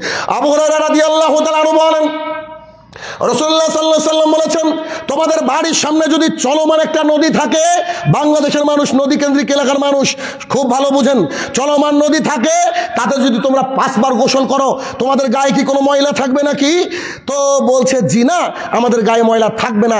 তখন মুহাম্মদ সাল্লাল্লাহু আলাইহি ওয়াসাল্লাম বলছেন, আল্লাহ তাআলা এটাই বলতে চেয়েছেন যে তোমরা 5 ওয়াক্ত সালাত আদায় করো, তাহলে প্রতিদিন যত পাপ করবা আল্লাহ তাআলা ধুয়ে মুছে সাফ করে দেবে। সালাত কত বড় একটা বেনিফিটের জায়গা। তবে সালাতটা আমরা বুঝতে পারিনি। সালাতটা বুঝেছিল ওই হাজার হাজার বছর আগের একজন সুন্দরী রমণী, হাজার হাজার বছর আগের মহিষী রমণী। আবু হুরায়রা রাদিয়াল্লাহু তাআলা আনহু বলেন, রাসূলুল্লাহ সাল্লাল্লাহু আলাইহি ওয়াসাল্লাম বলেছেন, তোমাদের পূর্বে একজন জালিম বাদশার নিকট দিয়ে আমাদের অন্যতম মানুষ, দুজন পৃথিবীর মানুষ যাচ্ছিল, ইব্রাহিম আলাইহিস সালাম এবং সারা আলাইহিস সালাম। তিনারা রাস্তা দিয়ে যাচ্ছিল, ঘটনা অনেক লম্বা, আপনাকে ছোট্ট করে বোঝানোর জন্য বলছি। তখন ইব্রাহিম আলাইহিস সালামকে ডাক দিয়ে বলে, এটা আমার কি বলেছিল? বোন বলেছিল। এই বোন বলেছিল কেন? দিনী ভাই বোন এটা চলে। তারপরে এসে বলছে, আল্লাহর কসম করে বলছি, আল্লাহর জমিনে দুজনই ইমানদার, তুমি আর আমি, তো আমরা ভাই বোন তো হই, স্বামী স্ত্রী হই, ওই দিক দিয়ে তো ভাই বোন হই, অর্থাৎ তুমি আমার কথাকে যেন সত্যায়ন না করিয়ে মিথ্যা প্রতিপন্ন করিও না। তো আচ্ছা ঠিক আছে, তো গেল জালিম বাদশাহ, বুঝতে পারছেন রাজা বাদশারা বেশিরভাগই। তো এবার করলেন কি, তিনি যার পরে সলাতে দাঁড়িয়ে পড়লেন। সলাতে যেই দাঁড়িয়ে পড়েছে, ওই বাদশাহ উঠতে গেছে, সুন্দরী রমণী দেখে উঠতে গিয়ে আল্লাহ তাআলা 2 পাকে জমিনের মধ্যে আটকে দিয়েছে। ঠিক আবার উঠতে গেছে, আবার আটকে দিয়েছে। তার পূর্বে কি ছিল? সারা আলাইহিস সালাম দোয়া করেছেন আল্লাহর কাছে। কি করে দোয়া করেছে দেখেন, হে আমার প্রতিপালক, তিনি বলছেন সলাতের মধ্যে, হে আমার প্রতিপালক, আমি আমার লজ্জাস্থান যদি আমার স্বামীকেই দেখিয়ে থাকি, আর কাউকে না দেখাই, আর তোমাকে আমার রব হিসাবে মেনে রাখি, তাহলে আমাকে আজকে তুমি বিপদ থেকে উদ্ধার করো। এই দোয়া সম্ভব? পারবে আপনার মেয়ে করতে? অসম্ভব। ও তো কলেজে গিয়ে ওর ভার্জিনিটি শেষ, ও তো ওর বন্ধুদের সাথে সব হয়ে গেছে, ওর এমন একটা পজিশন। অথচ তিনি কি বলছেন দেখেন তো, যে নারী পর্দার মধ্যে থাকবে, যে নারী নিজেকে ওই মুক্তার খোলসের মতো করে নিজেকে ঢেকে রাখবে, সেই নারী আল্লাহর কাছে এভাবে দোয়া করলে আল্লাহ কি সেই দোয়া কবুল করবে না? এখনো নিশ্চিত করবে। তো তিনি আল্লাহকে বলছে, আল্লাহ একমাত্র তোমাকে মাবুদ হিসেবে গ্রহণ করেছি, আর আমার লজ্জাস্থান যদি দেখে থাকে আল্লাহর জমিনে, তোমার জমিনে, সেটা হচ্ছে আমার স্বামী, অর্থাৎ তুমি আমাকে সাহায্য করো। সঙ্গে সঙ্গে আল্লাহ তাআলা সাহায্য করেছে। 2-3 বার এটা হওয়ার পরে তিনি বলছেন, ছি, কোন শয়তানকে এনেছো, একে তাড়িয়ে দাও, সাথে একটা গিফট দিয়ে দাও, হাজেরা। কথা বুঝতে পারেননি? সলাত বিপদে পড়লে আদায় করতে হয়। কদিন আদায় করেছেন? সলাত হচ্ছে বিপদের ঔষধ।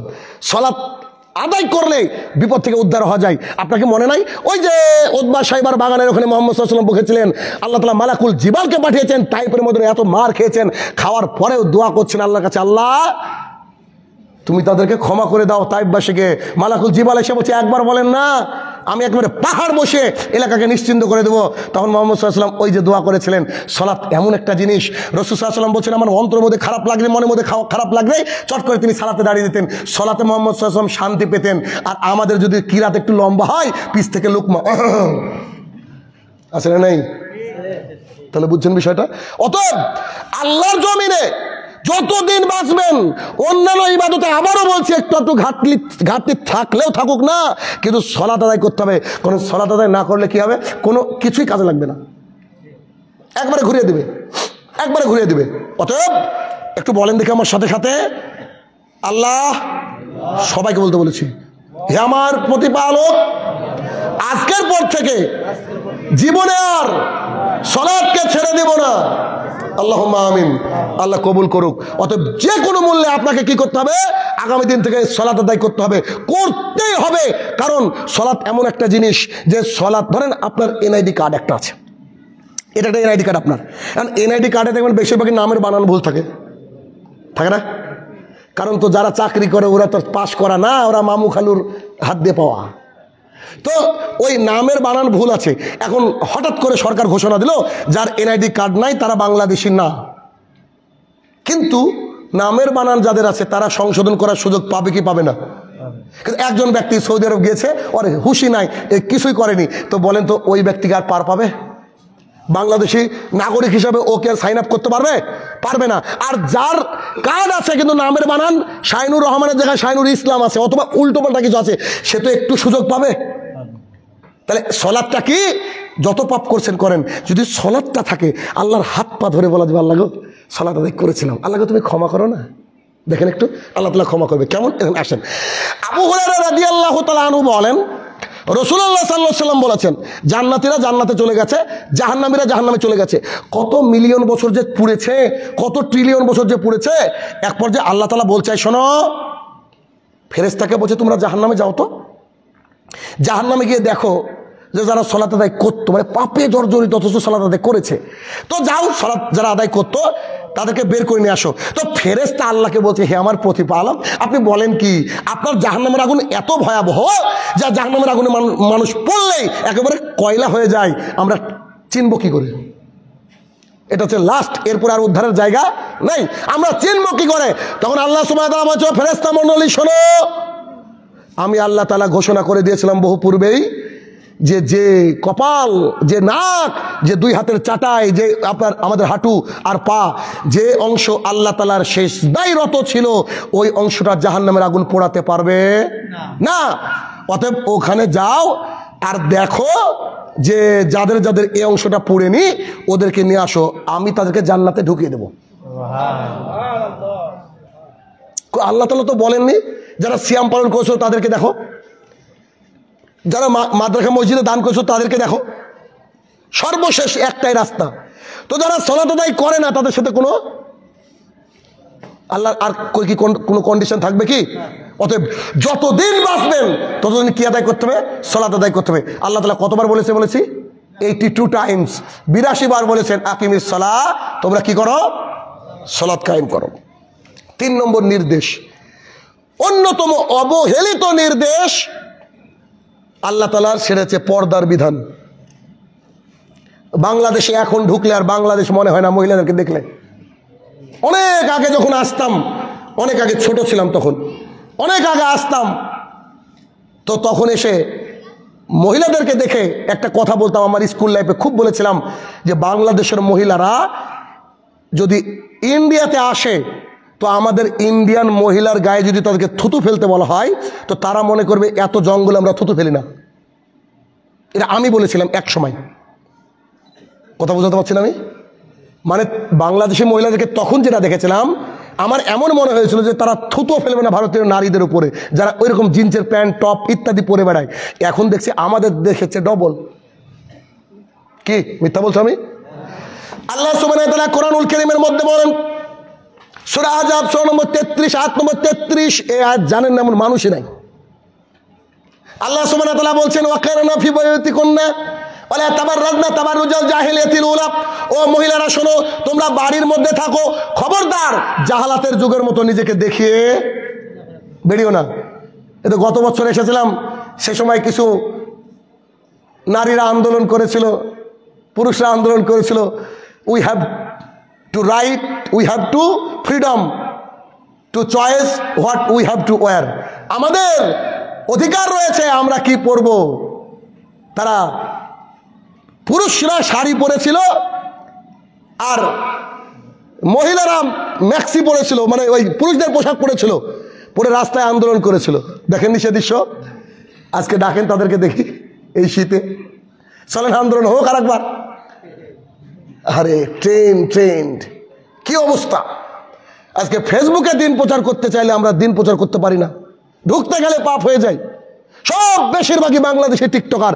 আরে আমাদের দেশের কাঁচা বাদাম ওকে ভাইরাল করলে আপনাদের বাংলাদেশি টিকটকার মহিলা, ও গিয়ে নাচছে, বলেন ওর বাপ জীবিত আছে মনে তো হয় না, ও গিয়ে নাচে।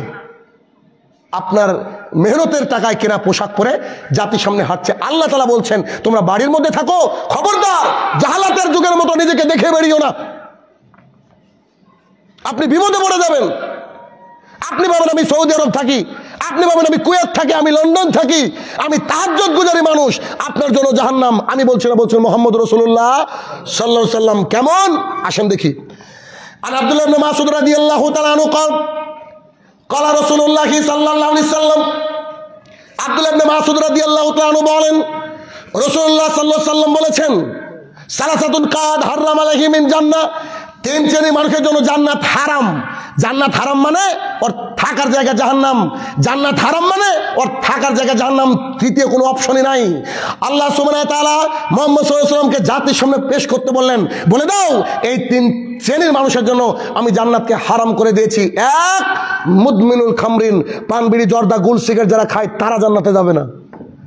এতক্ষণ তো ঠিকই চলছিলেন ভাই, এবার মনে হয় উল্টো হয়ে গেল নাকি? এই আলোচনা আবার যদি টাঙ্গাইলে আসিস, নেশার উপরে বেশি বলবো, এখন কত সময় নাই, আপনাকে একটু দেখাই। এক, পান বিড়ি জর্দা গুল সিগারেট যারা খায় কি তারা জান্নাতে যাবে না। আমি বলছি না, আমি অনুবাদ করছি, মুহাম্মদ সাল্লাল্লাহু আলাইহি ওয়াসাল্লাম বলেছেন। তার মানে যদি পারেন তো একটু ধরে আবরারকে একটু পাবনা পাঠিয়েন, কিছু করার নেই। নিজেকে নাকি ভাবে, নিজেকে মনে করে যে আমরা কত না দিন ইসলাম বুঝি, আমাদের মাখরাজ শুদ্ধ, আমরা কত কি শুদ্ধ, এইসব করে কথা বলে, অথচ একেবারে স্পষ্ট হাদিস দেখেন তো। আন আয়েশা রাদিয়াল্লাহু তাআলা আনহা ক্বালাত قال رسول الله صلى الله عليه وسلم كل مسكر خمر كل خمر حرام। আয়েশা রাদিয়াল্লাহু তাআলা আনহা বলেন রাসূলুল্লাহ সাল্লাল্লাহু আলাইহি ওয়াসাল্লাম বলেছেন, কুল্লু মুসকিরিন খামরিন, প্রত্যেকটা নেশাদার বস্তু মদ, ওয়া কুল্লু খামরিন হারাম, প্রত্যেকটা নেশাদার বস্তু মদ, আর প্রত্যেকটা মদই হারাম। হ্যাঁ, যদি সুযোগ থাকতো, যদি হাদিসটা এমন ভাবে থাকতো। আন আয়েশা রাদিয়াল্লাহু তাআলা আনহা ক্বালাত ক্বালা রাসূলুল্লাহ সাল্লাল্লাহু আলাইহি ওয়াসাল্লাম কুল্লু মুসকিরিন খামরিন ইল্লা জর্দা, ইল্লা বিড়ি। ঠিক আছে না? যদি এরকম থাকতো তো আবরারের দলিল থাকতো। কিভাবে মানুষকে পথভ্রষ্ট করছে, দিন রাত শুধু ভাইরাল হওয়ার চক্করে। অতএব খবরদার, এদের থেকে দূরত্ব বজায় করতে হবে, করতেই হবে। কেননা ওরা যে মাকরু শব্দটা বের করেছে না, আমি তো মনে করি যে মাকরু বলেছে ওর কবরে এখনো হাতুড়ি চলছে। সালাসাতুন কাদ হারাম আলাইহিম মিন জান্নাহ, তিন জনের মানুষের জন্য জান্নাত হারাম। এক, মুদমিনুল খামরিন, নিয়মিত পান বিড়ি জর্দা গুল সিগারেট বাবা ইয়াবা যারা খায় তারা জান্নাতে যাবে না। আমি অনুবাদক। দুই, রাজুলাতা মিন নিসাই, পুরুষের বেশধারী নারী। আপনার বাংলাদেশও জিন্সওয়ালি অনেক বেড়েছে, আপনাদের বাংলাদেশও টি শার্ট পরা বহু বেড়েছে, আপনার বাংলাদেশও এরকম ছেলেদের পোশাক পরা বহু নারী বেড়েছে, তারা জান্নাতে যাবে না। শুধু তারা নয়, যারা নিজেকে ট্রান্সফর্ম করছে, এই যে হোচিমিন আছে না, হোচিমিন চিনেন তো, যারা ইয়াং তারা বুঝবেন। ও ছেলে বলছে আমার ভেতরে কেমন কেমন করে, আমার ভেতরটা নাকি মেয়ে। আমি ভাবি যে বাংলাদেশি বাঁশঝাড় নয়, বাঁশঝাড় কি বলেন ওগুলোকে, বাঁশঝাড়ে কমচি বলেন না, একেবারে রোডের পাশে দাঁড়িয়ে লাইভ চলবে, এরকম ক্যামেরা চলবে, আর ওকে দেন একটু তেল মাখিয়ে, দেখবেন দুদিনে সোজা হয়ে যাবে। কেউ কিছু বলার নাই, যে কেউ কিছু বলার নেই, সবাই সবারই নিজের গতিতে চলছে। আস্তাগফিরুল্লাহ। তাহলে কি পুরুষের বেশধারী নারী জান্নাতে যাবে না।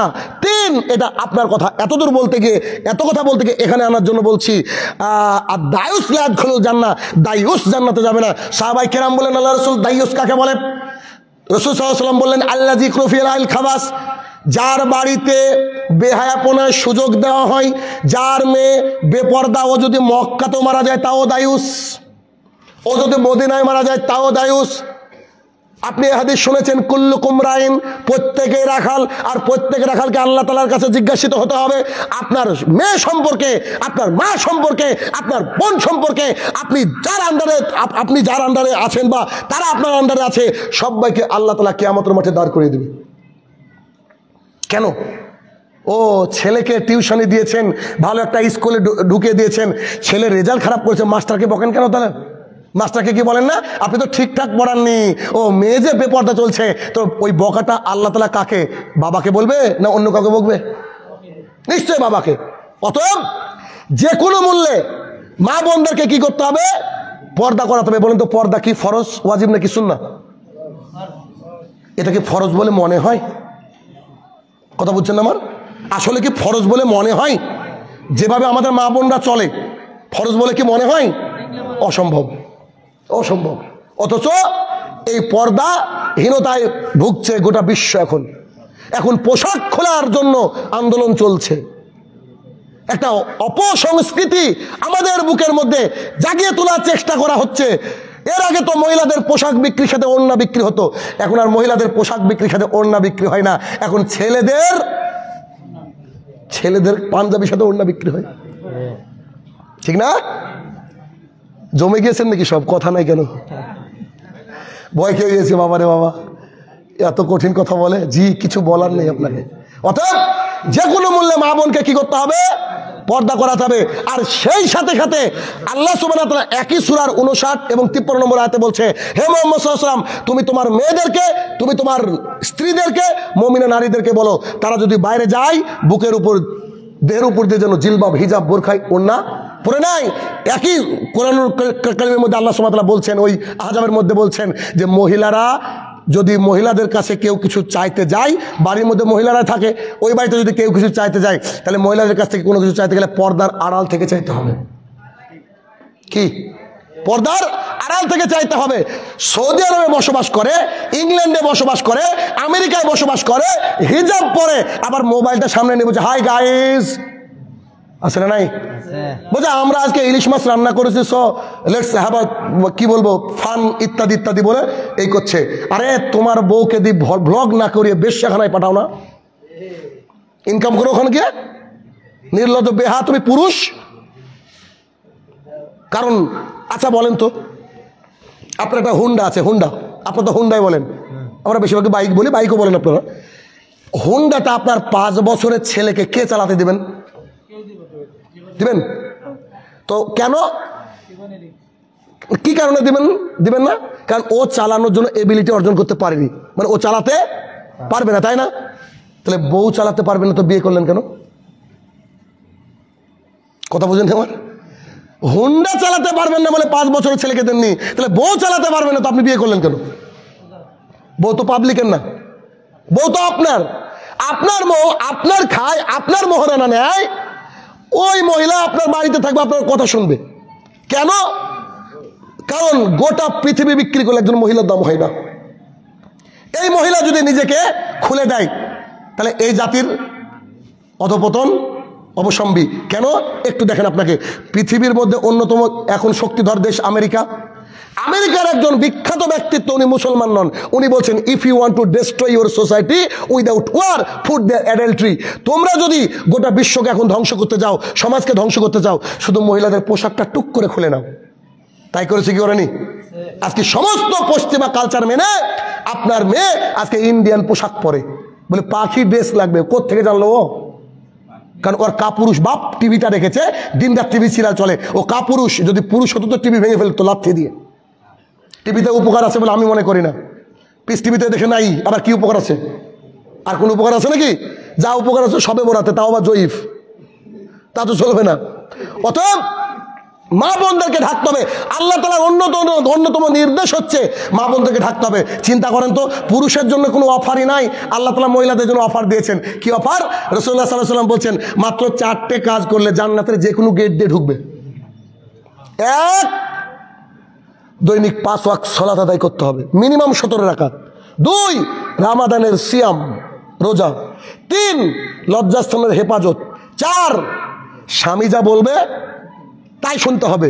এই 4টে কাজ করলে জান্নাতের যে কোনো গেট দিয়ে ঢোকা যায়। আপনি কি বুঝেন জান্নাতের যে কোনো গেট মানে কি? একটু বলি আপনাকে। রাসূলুল্লাহ সাল্লাল্লাহু আলাইহি ওয়াসাল্লাম বলছেন যে জান্নাতের 8টা গেট রয়েছে, আলাদা আলাদা নাম আছে। যেমন একটা আছে বাবুর রাইয়ান, মানে যারা রোজাদার মানুষ তারা ছাড়া ওই গেট দিয়ে ঢুকতে পারবে না। আচ্ছা, আবু বকর রাদিয়াল্লাহু তাআলা আনহু বলেন, আবু হুরায়রা রাদিয়াল্লাহু তাআলা আনহু বলেন, আমরা একদিন মুহাম্মদ সাল্লাল্লাহু আলাইহি ওয়াসাল্লামের পেছনে সালাত আদায় করলাম ফজরের। সালাতের পর তিনি আমাদের দিকে ঘুরে বসে বলছেন, ও সাহাবীরা, তোমরা কি জানো এমনও মানুষ দুনিয়াতে থাকবে, কিয়ামতের মাঠে উপস্থিত থাকবে, যাদেরকে জান্নাতের 8টা গেট থেকে আহ্বান করা হবে। মানে they are the special person in the world, তারা তো স্পেশাল পারসন। জান্নাতের 8টা গেট দিয়ে ডাকা হবে। অতএব তোমরা কি এই বিষয়টা জানো? চট করে আবু বকর রাদিয়াল্লাহু তাআলা উঠে বলছেন, আল্লাহর রাসূল কি কি বৈশিষ্ট্য থাকলে 8টা গেট দিয়ে ডাকা হবে? তিনারা তো আখিরাত প্রিয় মানুষ না, আখিরাত তো আসল আবাসস্থল, আমরা তো বুঝাতে পারলাম না মানুষকে। তো সঙ্গে সঙ্গে মুহাম্মদ সাল্লাল্লাহু আলাইহি ওয়াসাল্লাম বলছে, Abu Bakr you are one of them, তুমি তাদের মধ্যে একজন, বসো। আমি কি বোঝাতে পারছি যে জান্নাতের 8টা গেট দিয়ে যাওয়ার ব্যাপারটা কি? জান্নাতের 8টা গেট দিয়ে। আরেকটা হাদিস আসি, জাবের রাদিয়াল্লাহু তাআলা আনহু বলেন, রাসূলুল্লাহ সাল্লাল্লাহু আলাইহি ওয়াসাল্লাম বলেছেন, কোন ব্যক্তি যদি দৈনিক 5 ওয়াক্ত সালাত আদায় করে,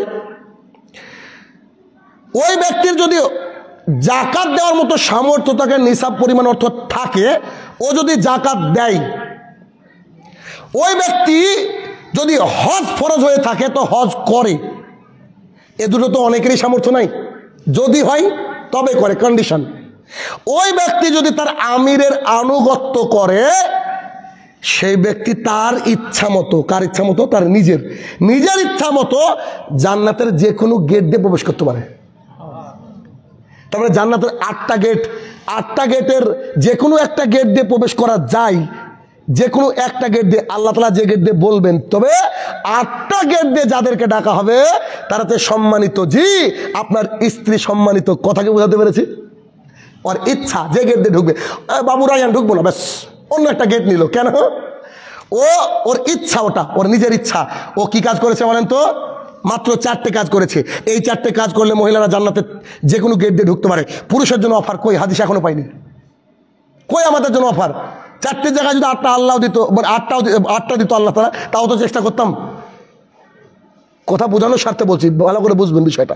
তাহলে কি এই মা বোন আপনাকে কি করতে হবে?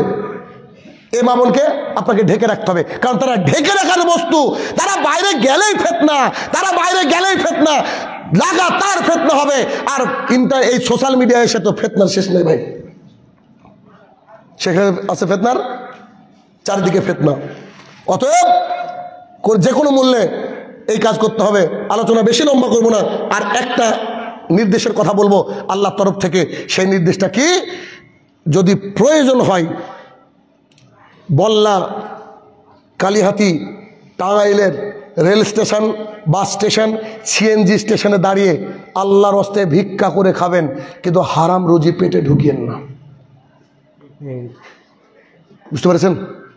হারাম রুজি পেটে ঢুকিয়েন না। রাসূল সাল্লাল্লাহু আলাইহি ওয়াসাল্লাম বলছে, এমন একটা জামানা আসবে মানুষ ইনকাম করবে কিন্তু হারাম হালালকে বাঁচবে না। একেবারে এই জামানার কথাই বলেছে, বলেননি?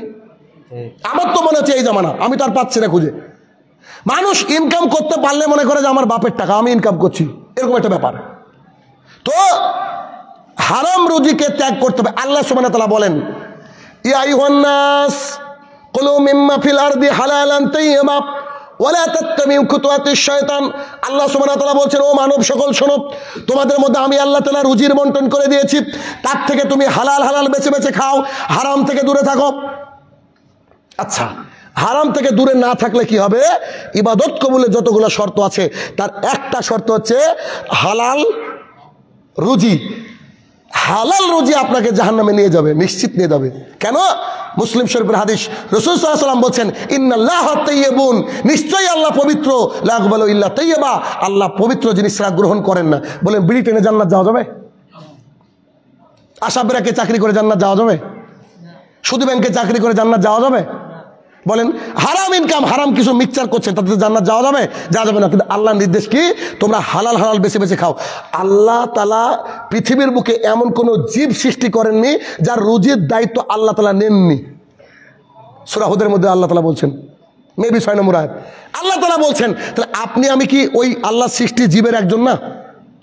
আমরা তো খায়রা উম্মাহ, উন্নত সবচেয়ে।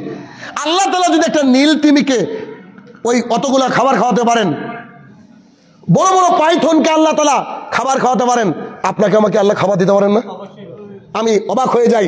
ওই হাদিসটা বারবার করে মনে পড়ে যে এই হাদিস শোনার পরেও মানুষ কেন রুজি নিয়ে টেনশন করে, এই হাদিস জানার পরেও কেন মানুষ এইভাবে টেনশন করে। হাদিস কি? আসেন শুনি। ওমর ইবনুল খাত্তাব রাদিয়াল্লাহু তাআলা আনহু বলেন,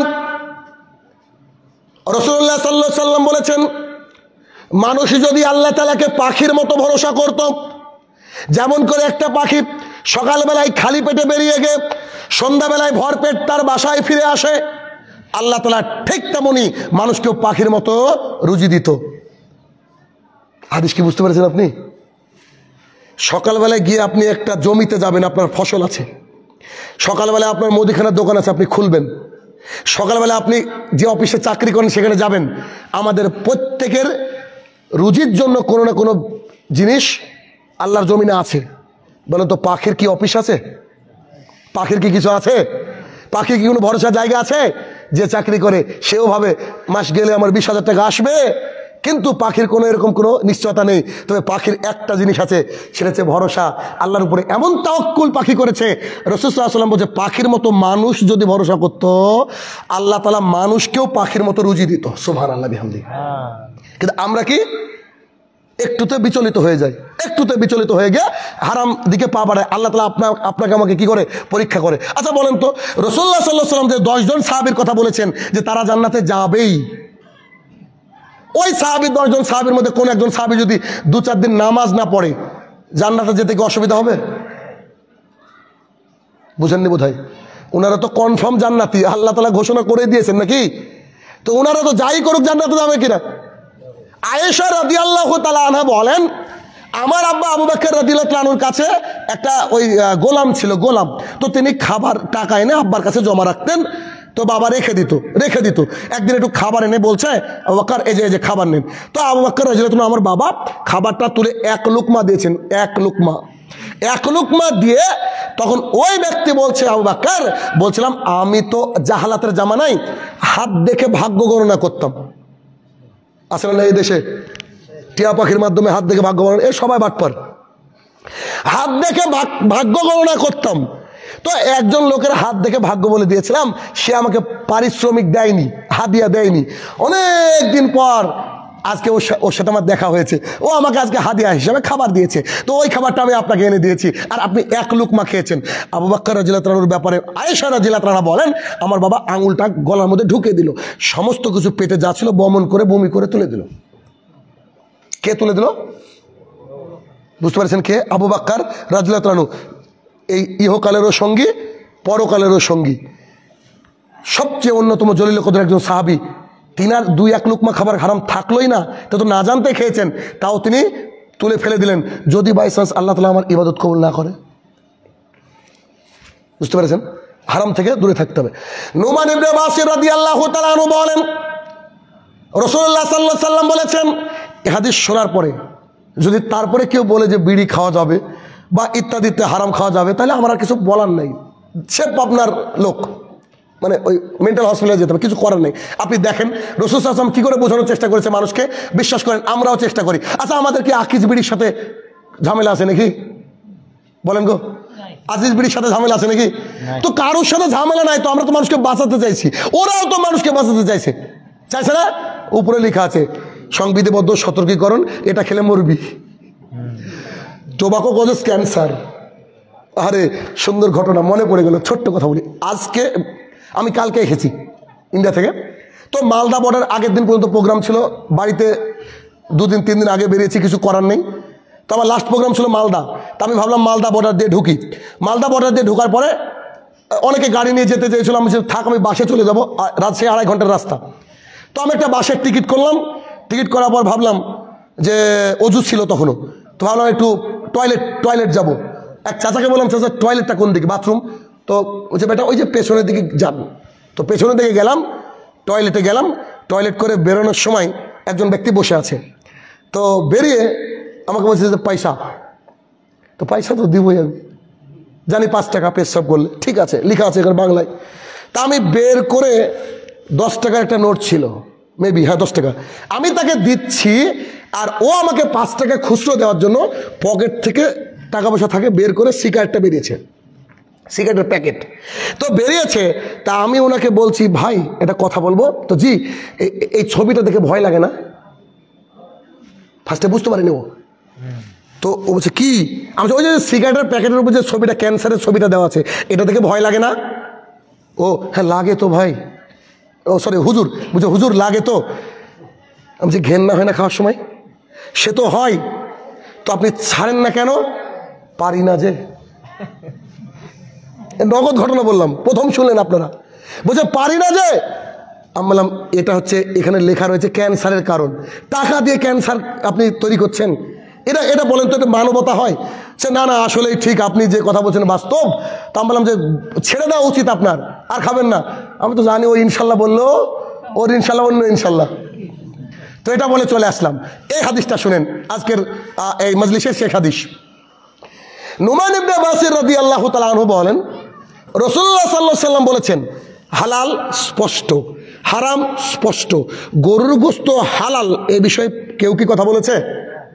মনুস্মৃতি 4 নম্বর অধ্যায় 2 নম্বর অনুচ্ছেদ তাও বলছে হালাল, হিন্দু ধর্মগ্রন্থ। তো মুসলমান তো বলবেই। শুয়োরের গোশত হারাম এটা কেউ বলেছে কি? এই হালাল কেউ বলেছে কি? এটা হারাম আর এটা হালাল, এ দুটোকে একেবারে স্পষ্ট না, এর মধ্যে ডাউট আছে, সন্দেহ আছে?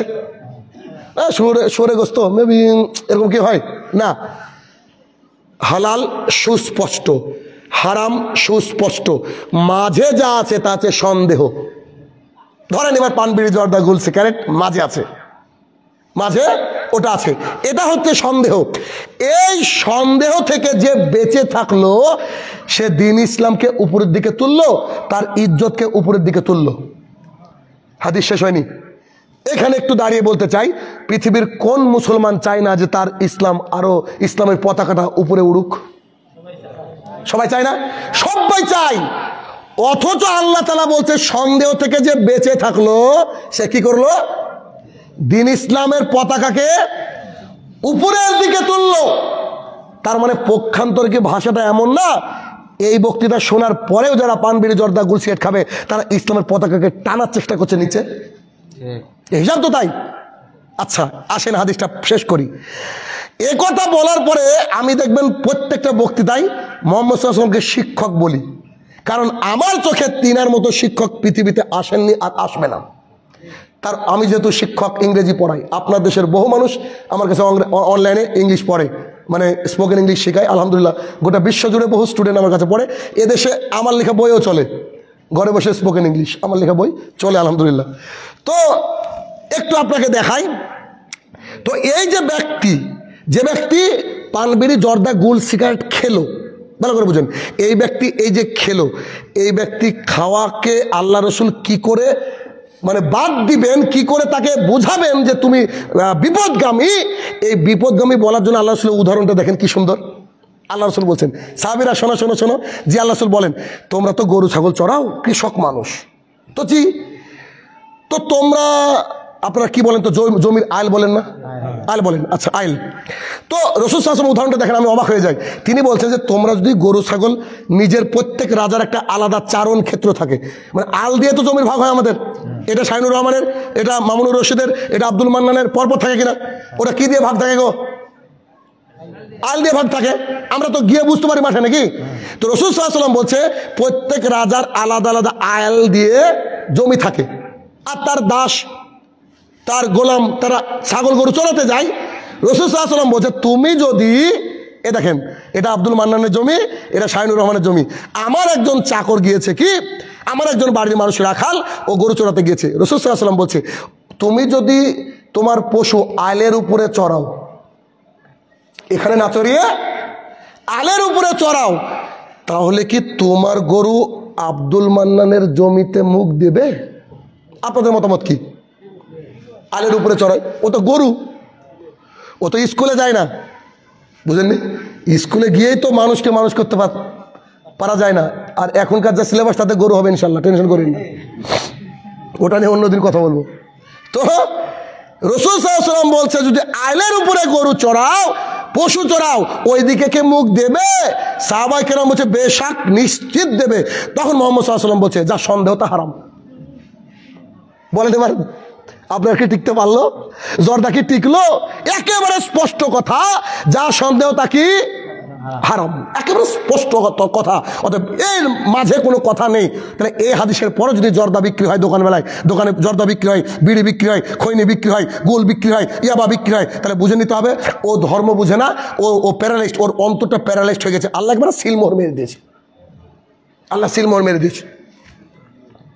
অতএব আজকে আপনাদের এখানে যেটুকু আলোচনা করলাম, কারণ আমি যেখানে যাই, ভালো করে বুঝেন, আমি যেখানে যাই সেখানে আগে জলসা কমিটিকে ডাকি, ডাকার পরে বলি যে আপনার এলাকার রোগ কি আছে বলেন, ওই অনুযায়ী ট্রিটমেন্ট হবে। অনেকে মনে করে একই তো আলোচনা করে, এমন মনে করে এই যে কথাগুলো বললাম সব আপনার এলাকার ঘটনা, এগুলা থেকে আমাকে নিষেধ করতে বলা হয়েছে। কথা কি বুঝতে পেরেছেন? কথা বুঝতে পারেননি? আমি আমার মতো জিন নিয়ে আলোচনা করতাম, হজ নিয়ে আলোচনা করতাম, ওই উপকার হতো না। কিন্তু আমি আশাবাদী আজকের আলোচনা থেকে আপনি উপকার হবেন বলে আমি ভেতর থেকে আশাবাদী। হে আমার প্রতিপালক, এতক্ষণ যে আলোচনা করলাম প্রত্যেকটা কথা আমরা যারা এখানে শুনছি, মিডিয়ার মাধ্যমে সরাসরি শুনছে বা কোনোদিন শুনবে, আল্লাহ তাদের সবাইকে মানার তৌফিক আদা করো, আল্লাহুম্মা আমিন। হে আমার প্রতিপালক, আমরা মহা বিপদে মাবুদ। চারিদিকে পশ্চিমা কালচার আমাদের নারী সভ্যতাকে শেষ করে দিচ্ছে, নারী সমাজকে শেষ করে দিচ্ছে। তারা যেন হক দিন মেনে সঠিকভাবে কোরআনের গাইডলাইন মেনে জাতির সামনে যদি চলতে হয় একান্ত পর্দা করে চলতে পারে। আল্লাহ তুমি সেই তৌফিক আদা করো, আল্লাহুম্মা আমিন। হে আমার প্রতিপালক, আজকের পর থেকে আমরা প্রতিজ্ঞা করেছি সবাই 5 ওয়াক্ত সালাত আদায় করবো। একেবারে মারা যাওয়ার আগের দিন, মানে মারা যাওয়ার আগের মুহূর্ত পর্যন্ত আমরা যেন 5 ওয়াক্ত সালাত আদায় করতে পারি। আল্লাহ তুমি সেই তৌফিক আদা করো, আল্লাহুম্মা আমিন।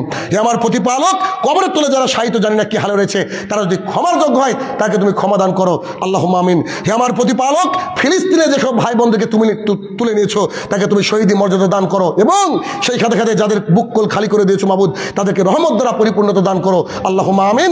আসসালামু আলাইকুম রহমতুল্লাহি ওয়া বারাকাতুহু।